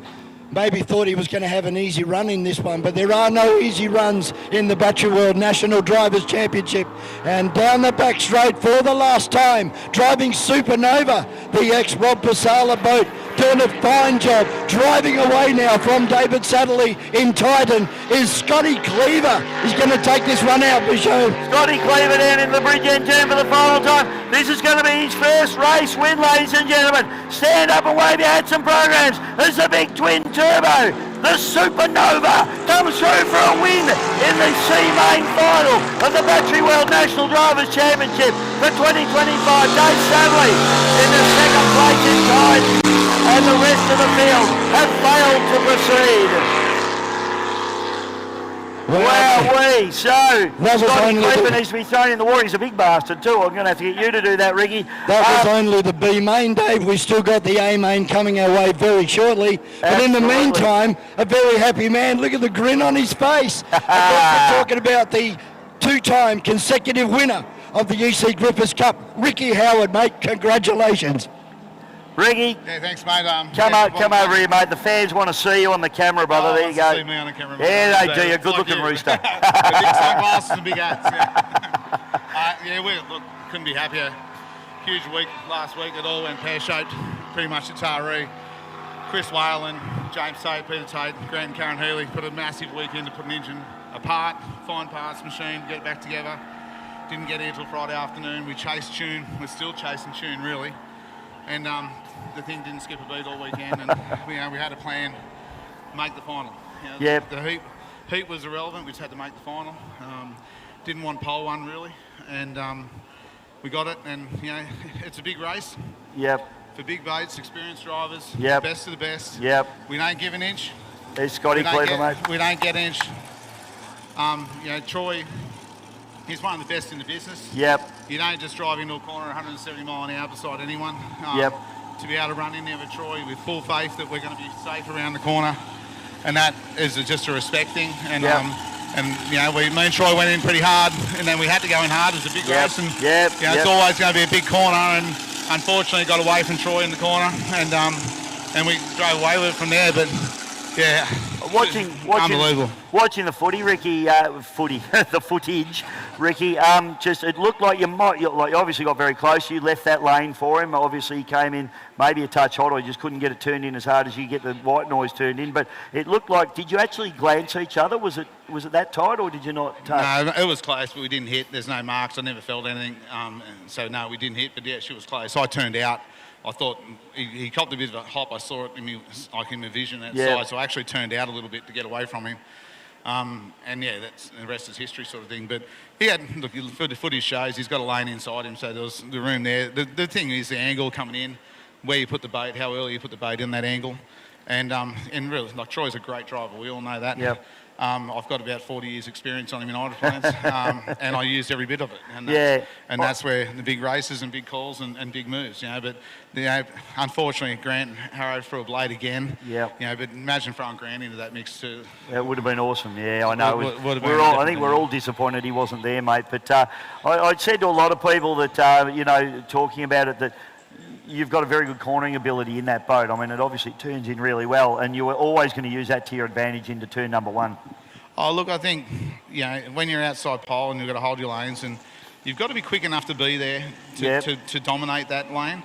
And we were lucky enough we got there with nose in front and could dominate and hold the lane, and gave away that bit of leeway and just tighten things up. And that's what big races do. And big, we are not blowing wind up to Troy, myself, Grant, Ben. We're the best of what we're doing, and you've got to be able to run in there full confidence and know where you're putting that boat. And pretty much most of us can put the boat within an inch of where we want to put it. Yeah. And that's what he did. I actually, after watching the drone footage, I probably gave him more room than I expected to have given him. It's all. Everyone's got to remember. There's a lot of talk and a lot of lounge chair warriors who've never driven a bloody bathtub. Hey, we enjoyed watching the social media last night, mate. You and me both. I got the phone taken off me, so I wouldn't reply. Ricky, I've got to ask you, having a look at the telemetry from yesterday's race, what type of mile an hour were we looking at pulling in white noise? Oh, well, a little bit slower actually than Taree. We're still chasing a top end tune, but I think there was 167 was our top end, but we had some good acceleration in the boat. At Taree we ran 171 but had no acceleration. In the last race with Troy at Taree we were on 7 cylinders for the race. So and look, the heat, we just wanted to get through the heat. We had a fresh engine, a fresh tune. Troy's always going to be fast. The Marlin crew, Burton and Marlin, Scott Inglis, they put a huge power plant in that thing. They're fully, it's a polished outfit. And that boat is on paper the fastest boat here. No question about it. The Warlord will make more mile an hour than any one of us here at this weekend. But it's not all about mile an hour. It's we got a good combination that works well. We got a good start, and we got a good tight corner. And it only takes one little hiccup to put it out, and that could have just as easily been us having half a moment, and Troy would have been away with it. Mate, can we continue this discussion tonight over at the Moala Ski Club? We're going to hold you to what we said yesterday. You're paying tonight. You'll have to speak to Grant about that because I got no money. You're the richest prawn farmer on the Hawkesbury, mate. Come on. Just one thing.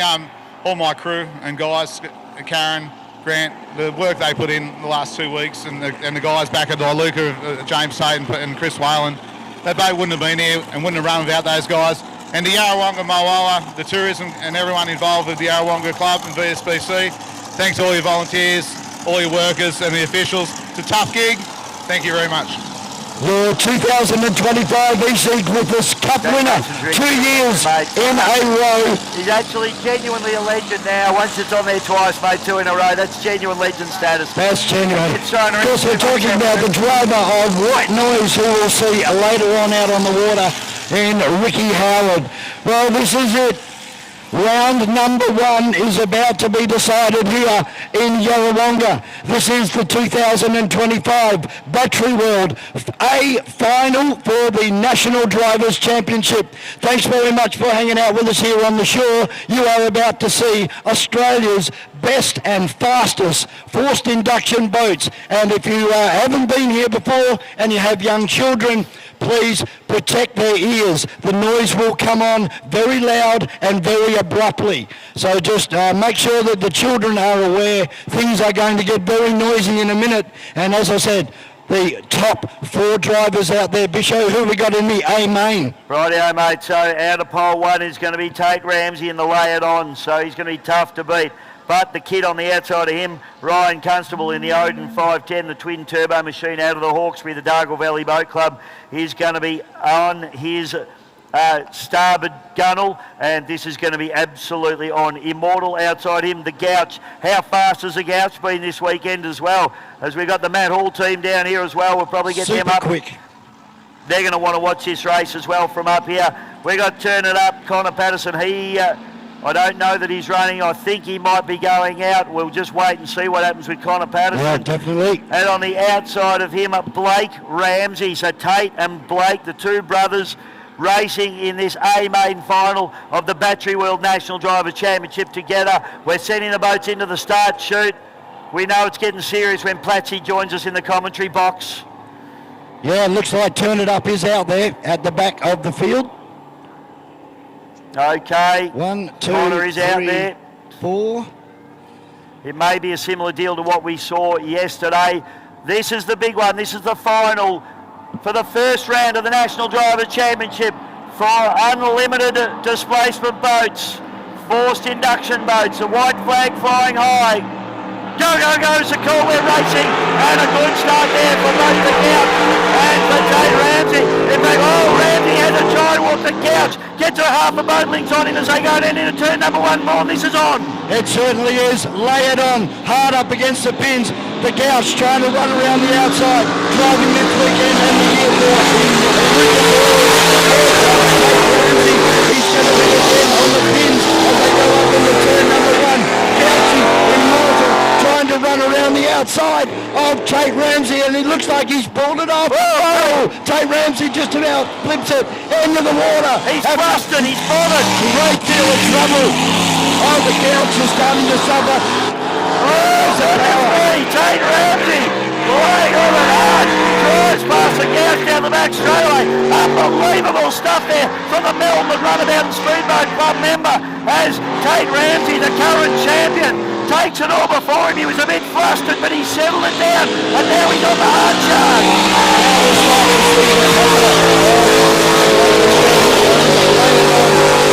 Tate Ramsey, the current 2024 National Drivers' Champion, and is hoping to back it up in 2025. Now starting to get away from the Gouch in the Lucas Oils Immortal boat in 2. Then we go back to Blake Ramsey and Connor Patterson. Tate Ramsey now charging out Connor Patterson down the back chute. Obviously he shoots with that boat. He's just going to try and collect his points here. But Tate is going to accept the yellow flag and come through with 1 lap to go now. The big 21-foot child's plate. He stands it on its cap plates now. Tate Ramsey.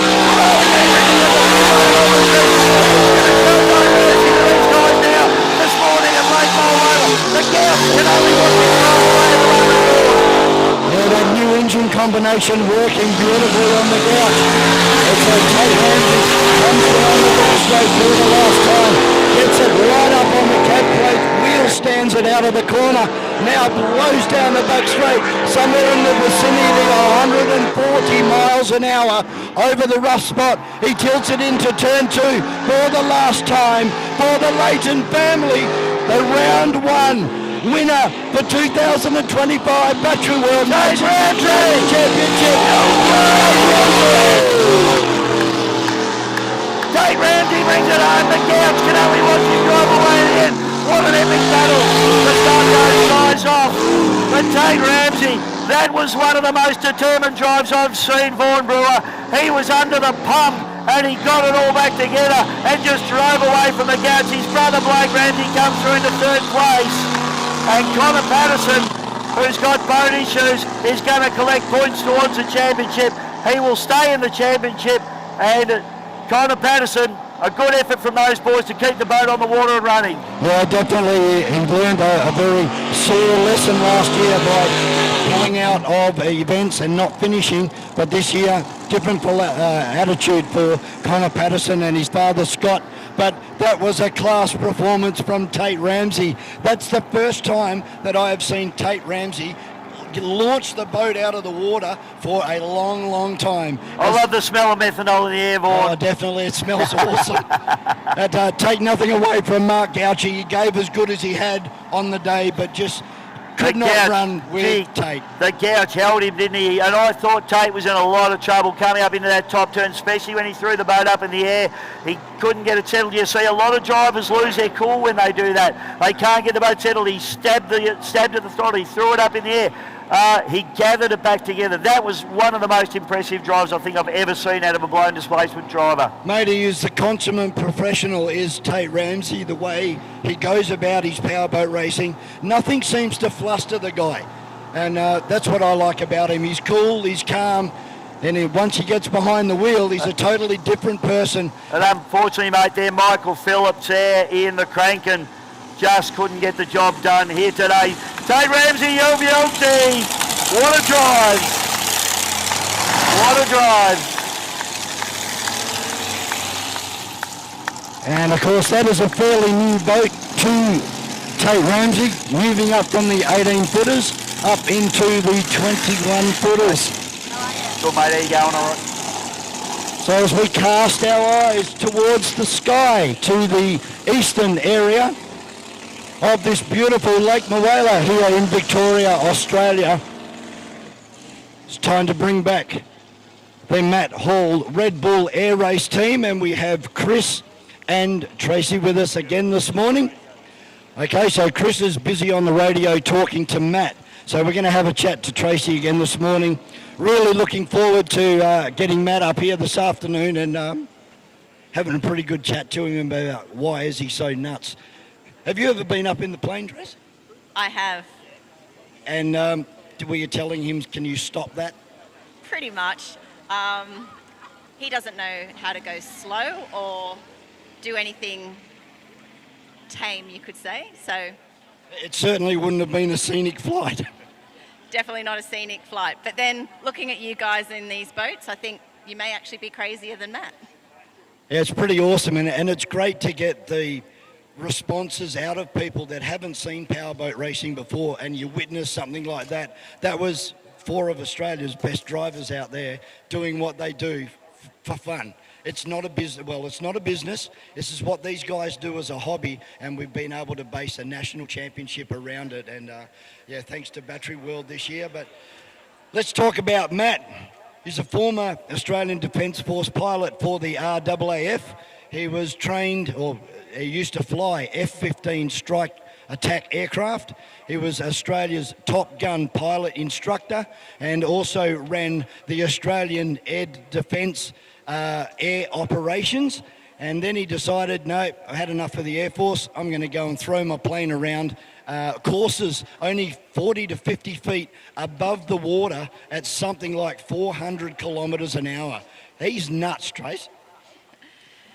Yeah, well, I guess he's one of those people that needs a challenge constantly, and he certainly, once he got into the air racing, that was it. He was hooked, and, you know, we just got to get it going again.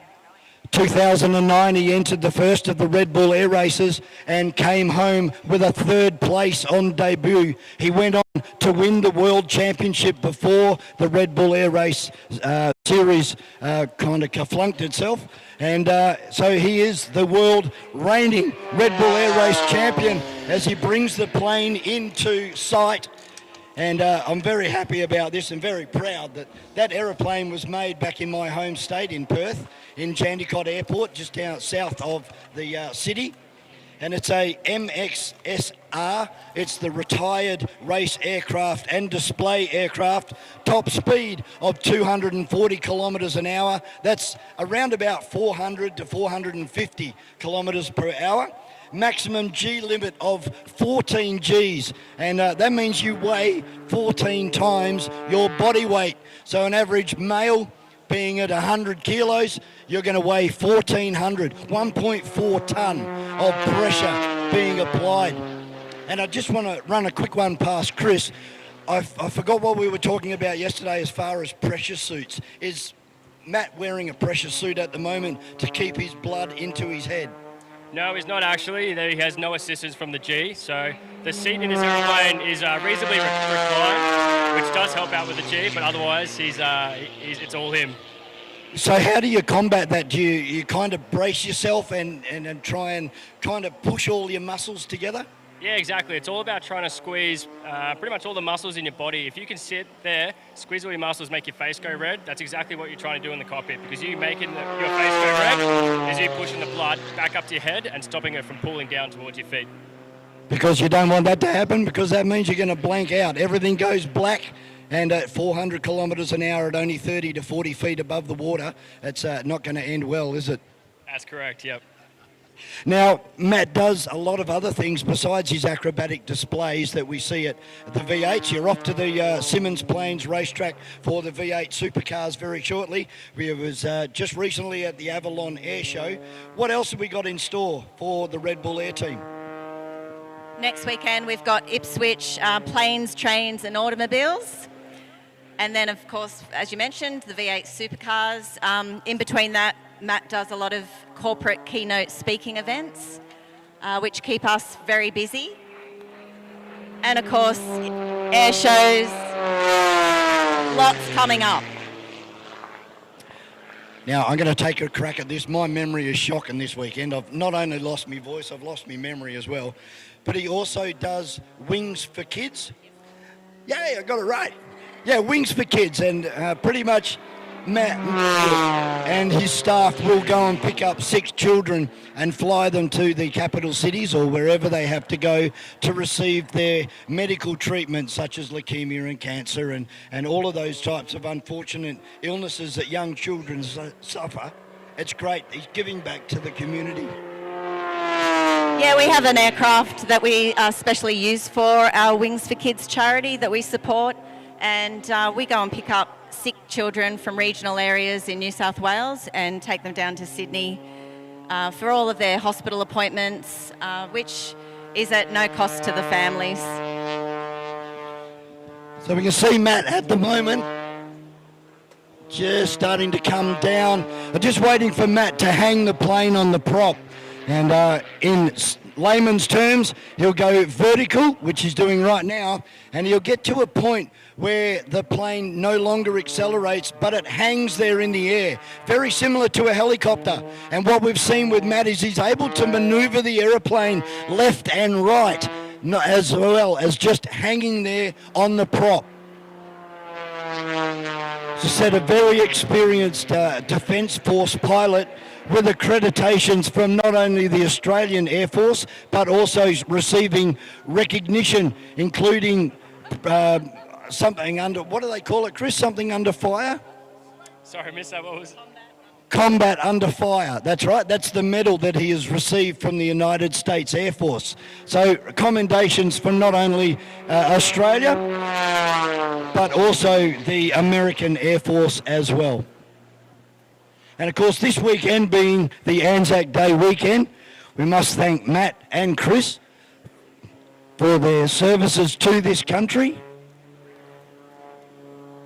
And Chris is down here on the radio in communication with Matt. And Chris has got a lucky life. He flies F-18s, F-35s, and is part of the Australian roulette team. So 2 very experienced pilots. You're looking down at you today. They can see you from up in the cockpit. Not that you've got time to smile and wave to us. You've got a fair bit going on up there, I would suggest.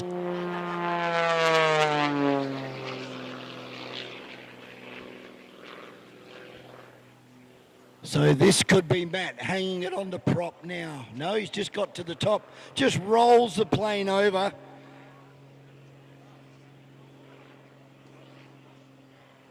being able to throw the planes from side to side. Smoke on.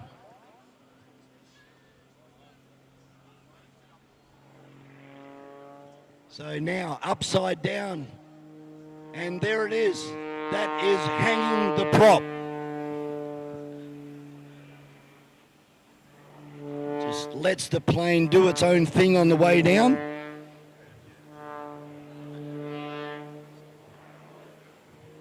The funny noise that you hear every now and again coming from the propeller, it's actually going faster than it can grab hold of the atmosphere that it is working in. So it starts to make some crazy noises as Matt comes through for a high-speed pass this time. Give him a wave, ladies and gentlemen. He's looking right at you. So, Tracy, what's in store for the team for the rest of today? It's like you're putting on the display now. Is it all hands on deck back at the airport? It is. We've got another couple of joy flights that we're operating. So that will keep us busy right up until the formation, which is at 3 p.m. And sometime probably around 4 o'clock, we'll be able to get all of you guys back up here again and have a really good chat about the Matt Hall Red Bull Air Race team. As Matt heads off, I won't say into the sunset because that's the opposite direction, but he heads over east and back to Yarrawonga Airport. Chris and Trace, thanks very much for joining us here this morning. Hope you can come back and join us again this afternoon. We've got plenty to talk about, and you've done a great job. Thank you. Thanks very much. Look forward to it. Yeah, thank you very much. See you soon. No worries, Chris. And Trace from the Red Bull Air Race team. We're going to take a short break while I try and revive my voice. We'll be back very shortly here at the 2025 E.C Griffith Cup.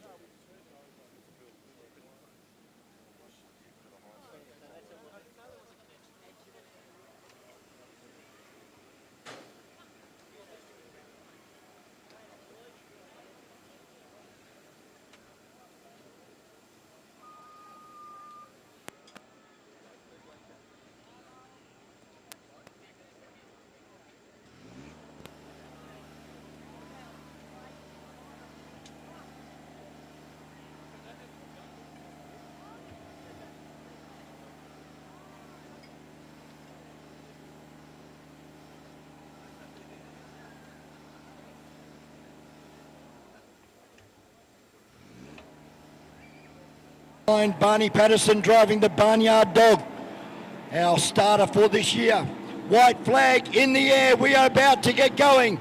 The B main for the 2025 Battery World National Drivers Championship is away, and Bad Fusion is going to be the first down to turn 1 out of pole 2. Here comes Dave Satterley around the outside, and you can't dismiss Scotty Cleaver in the purple boat, hard up against the pins. They apply the throttle. Who's got Mumbo?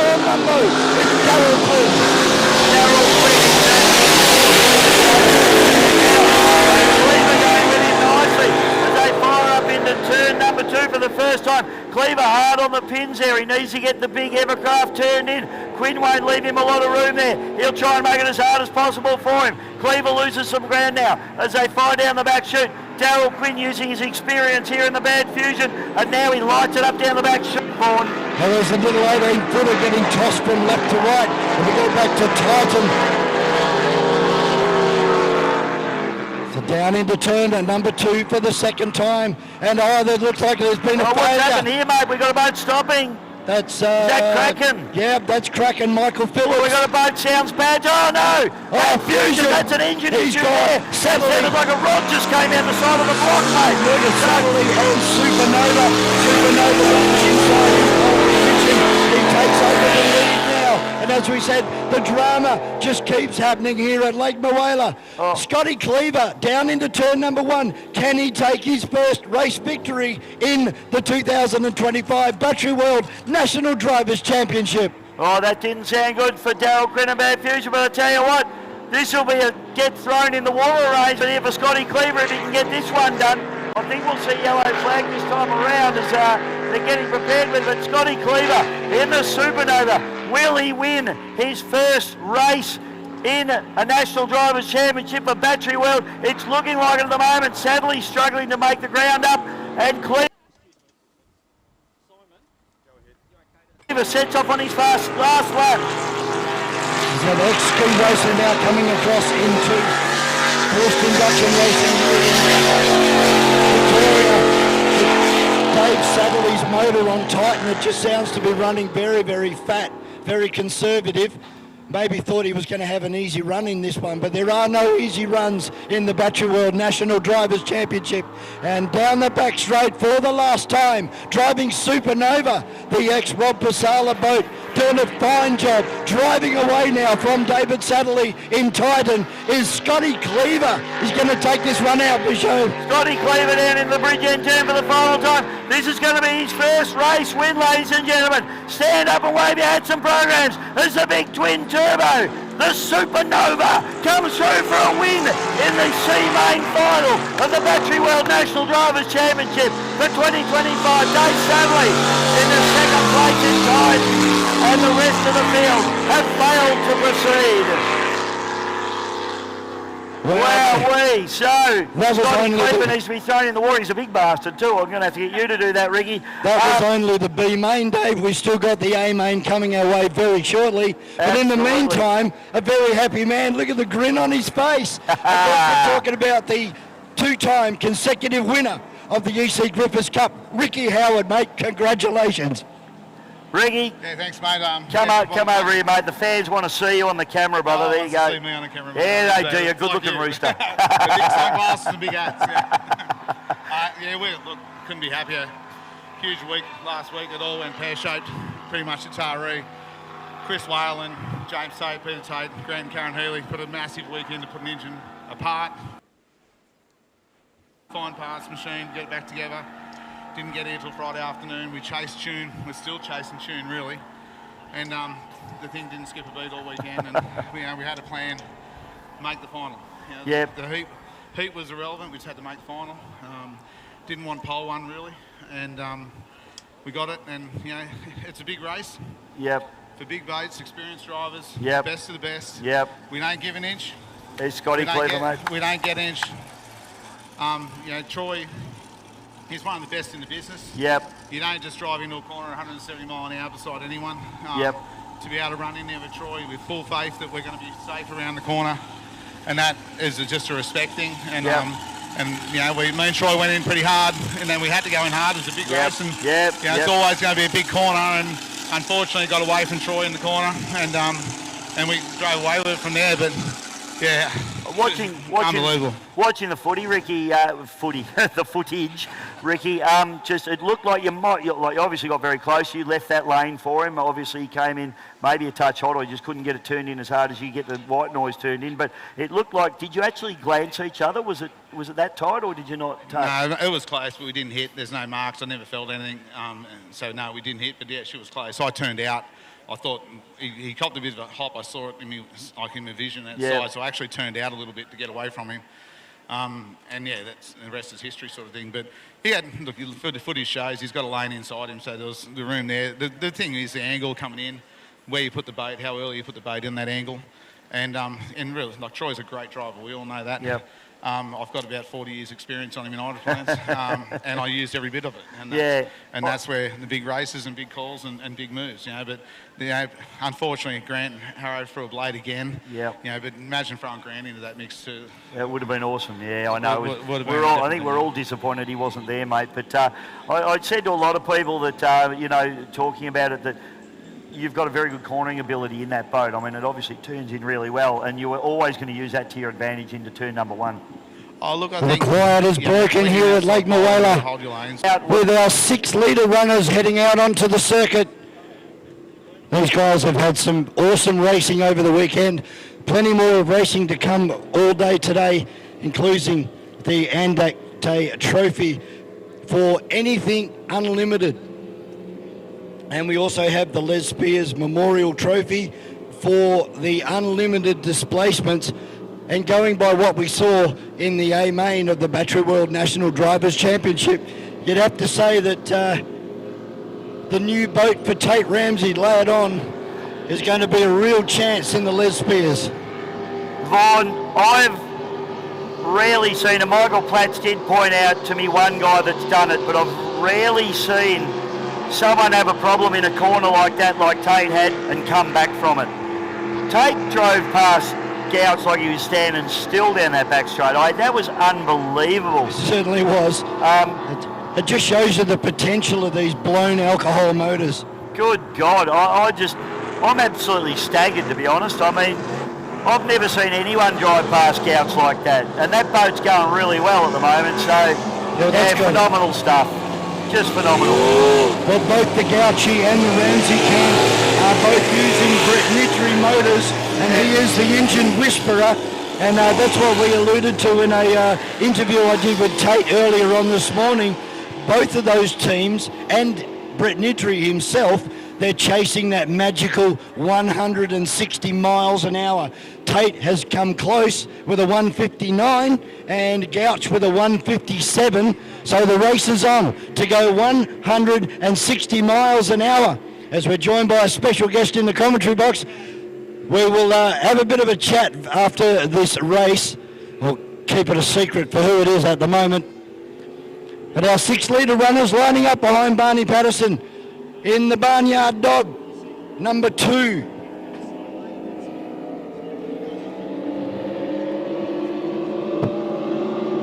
Great start for all the runners as they head down into turn number 1 for the first time. And Cavs, young Brenton Walsh gets a hard charge down in turn number 1. Let's have a look at these beautiful images coming through GP Hydro live streaming, and everybody holding their lane beautifully there. And it's all Brenton Walsh out in front. There's a motor boat on the inside. And Alex Shepherdley on the outside. Watch the charge from Troy Sherby. Yeah, Troy Sherby, and I'll tell you something too, mate, while on the subject, that Rattler boat is for sale. So go and see Leslie Tomato. Troy Sherby has a wild ride there out of the top turn, but it's all Brenton Walsh at the moment. Transonic, Alex Shepherdley's been shuffled to the back door a little bit, mate. Yeah, he's out the back door in the next postcode at the moment as they head down into turn number 2 to reel off another lap. Brendan Walsh doing a great job in cabs. Then we go back to Chirping in Brother. And jumping and diving all over the place is Les Tamada. And then Alex Shepherdley coming across the line in Transonic. All starting to get spread out now, Bisho. They look like this will probably be their finishing order. Yeah, at the moment it does, mate. All tell you what, hard on the Cavs, Troy Sherping. In fact, there's a big hole up there. Look at them, they're all going through it. So all the boys getting hard on the Cavs trying to keep these boats in the water. Yellow flag's going to come out, but gee, Brenton Walsh, he's absolutely driving away from him at the moment as he dives down into the bridge end turn. This beautiful Lake Mulwala Yarrawonga course. These guys doing a great job for MSC Signs. So race order is Brenton Walsh back to Troy Sherping. Then it's Les Tamada And Alex Shepherdly, look at Alex running the wide line there, mate, just trying to try something different. Yeah, that's smart driving there from Alex Shepherdly and Transonic, coming out very, very wide, trying to avoid the wake of the three boats in front. But Troy Sherpig, a 3-year rebuild just happened on this boat, and first time inside a sailboat. Now he's coming under Trevor for Les Tamata, bearing down on the back of Troy Sherpig. It's a drag race. This is the last lap. It's all Brendan Walsh at the moment, but the race is on for second. Sherpig in brother. Les Tamata on the pins, side by side on the way out of turn number 2. The drag race to the line. Both boats jumping, and Les Tamata takes it out. Over brother. And Troy Sherpig and Alex Shepherdly coming across the line now. A little bit off the pace, you would have to say, compared to what we've seen previously from Transonic, but take nothing away from the Cavs auto boat. It's all in the start, isn't it, sometimes? You just don't get a good start. You just can't make that crown back up again. But what a drive there from Les Tamata up the inside. It came down to the wire. Troy Sherpig was pushing very, very hard. But when it came down to who's going to get the power down coming out of this last corner in the run to the finish line, Troy had a couple of big moments, couldn't get the boat settled. Les said, here's 30 years of experience, son. I'll just show you how that's done, and gets to the finish line and knocked him off. But great drive there from Les, and that boat is for sale. Well, we might give your microphone, mate, to my old mate, Grant Harrison, who I've just given him a hug because he's on suicide watch. Have you got a belt on? I've taken his belt and his shoelaces off him, so that's all right. Give Brendan Walsh a big round of applause as he comes through. Les Tamata, this boat is for sale as well, so if you want a good 6-litre boat, you'd do a lot worse than buying that boat off Les. Troy Sherpig, good drive from him. He held him off almost to the end there out of South Australia. And young Alex Shepherdly from the MRSBC, which is where this man's from. Harrow, I know you're not happy, mate, but what a disappointment. How is that 3 years of broken propellers for you?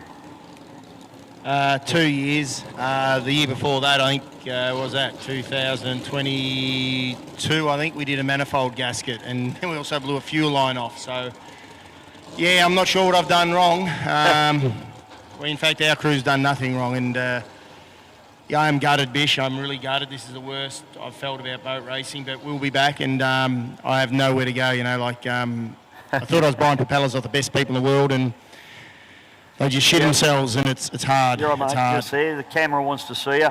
Yeah, it is, mate. I mean, look, and that sort of gear failure, I mean, I've always said it about any form of racing. You can be the best driver in the paddock, but if the gear lets you down, it's bloody heartbreaking, isn't it? It is. It is. Yeah, just talking about it now gets me emotional. Yeah, no, it's tough, mate. And I know you're emotional because Keithy's not here as well. You know, it'd be nice to get that one for Keithy, but you just said something that excites me. It's that you're not going anywhere. No, we're not, Bish. We're not. And I reckon the old man's looking down from us, and he's got 10, right? He won the E.C Griffith Cup in 86 in the Rat owner-driver. And then he won another 9 with me at the wheel, so he's got 10, I got 9, and I reckon it's him trying to keep me away from the number 10. That'd be the sort of thing Keithy would do, you know. Yeah, no. We can joke about it, but look, it's boat racing, it's motorsport, and I can't be a sook about it. And I've got to congratulate Ricky and the White Noise guys, you know, to hurt their engine last week in Taree, right? We didn't go to Taree because we thought a 4-day turnaround was too hard. Yeah. And they hurt themselves, and they've turned around in 4 days, and they've won a Griffith Cup. So huge accolades to those guys for what they've done, and you know, to all the other Grand Prix hydro guys who got hydros in the shed, you should look at those guys and be committed like they are, and you guys might win a Griffith Cup. It's not easy, I know that, and so does Ricky and so does Grant Healy. It's not easy, you know, they spend a lot of money to win it, and they've won it because they're there, and good luck to them. But I said to Rick last night, he ain't going to win 3 in a way. There's no way he's winning 3 in a row. Well, mate, we hope you can keep him to that. I've secretly been wanting you to get that double figures because I think it'd be absolutely awesome, particularly given your career in the sport, mate. You've given your heart and soul to it, not only just in the cockpit. I mean, you've nearly killed yourself in these things, and you've come back, and so no one can doubt your commitment, your passion, and your ability, mate. You're one of the best drivers in these boats going around. I mean, it's one thing to have the equipment, and it's one thing to, you know, obviously have the funds to be able to run these boats, but I tell you what, there's plenty of guys out there that have got the funds and the ability but haven't got the talent in the cockpit. You've got the whole package, and that's why you got 9 Griffith Cups under your belt. Yeah, thanks, Bish. That's nice words, but they're in the past, and they're all history. So we just want one more, you know, 1 or 2 more would be nice. But yeah, we love the sport, and you know, I'm really wrapped what Yarrawonga has done here, the tourism board, the Moira Council, the VSBC. This is probably a guy from America called Scott Rainey who runs an unlimited hydro ring me. No, it's not. It's my cousin Glenn wants a pontoon boat. Tell Tara to sod off. Can't come. But yeah, look, you know, we'll be back, and I think this venue here's got the best venue. It's got so much in the making. I think it's fantastic what the NDC is doing, the National Drivers' Championship. 7+, the crowd here, you know, it's inspiring me to come back and have a crack again. And I'm just sorry for the crowd, guys, that GP1 can't be out there in the last heat and can't be out there today because, you know, me, Troy and Ricky would have put a hell of a show. Young Benny Clark in GP101, my old boat. Mate, they're going to be a contender absolutely next year. So our sport's looking pretty good. I just wish people's propellers didn't break and superchargers didn't break, and we'd all get out there and have fun and have a laugh at the end of it, because as racers, that's what we want, and as fans, you want to see out there, you know, going hard and making some spray. Mate, I don't know another team that's as professional as you guys. I mean, there is obviously the Marlin team, very professional. You've all got your workshops and you're all set up to do what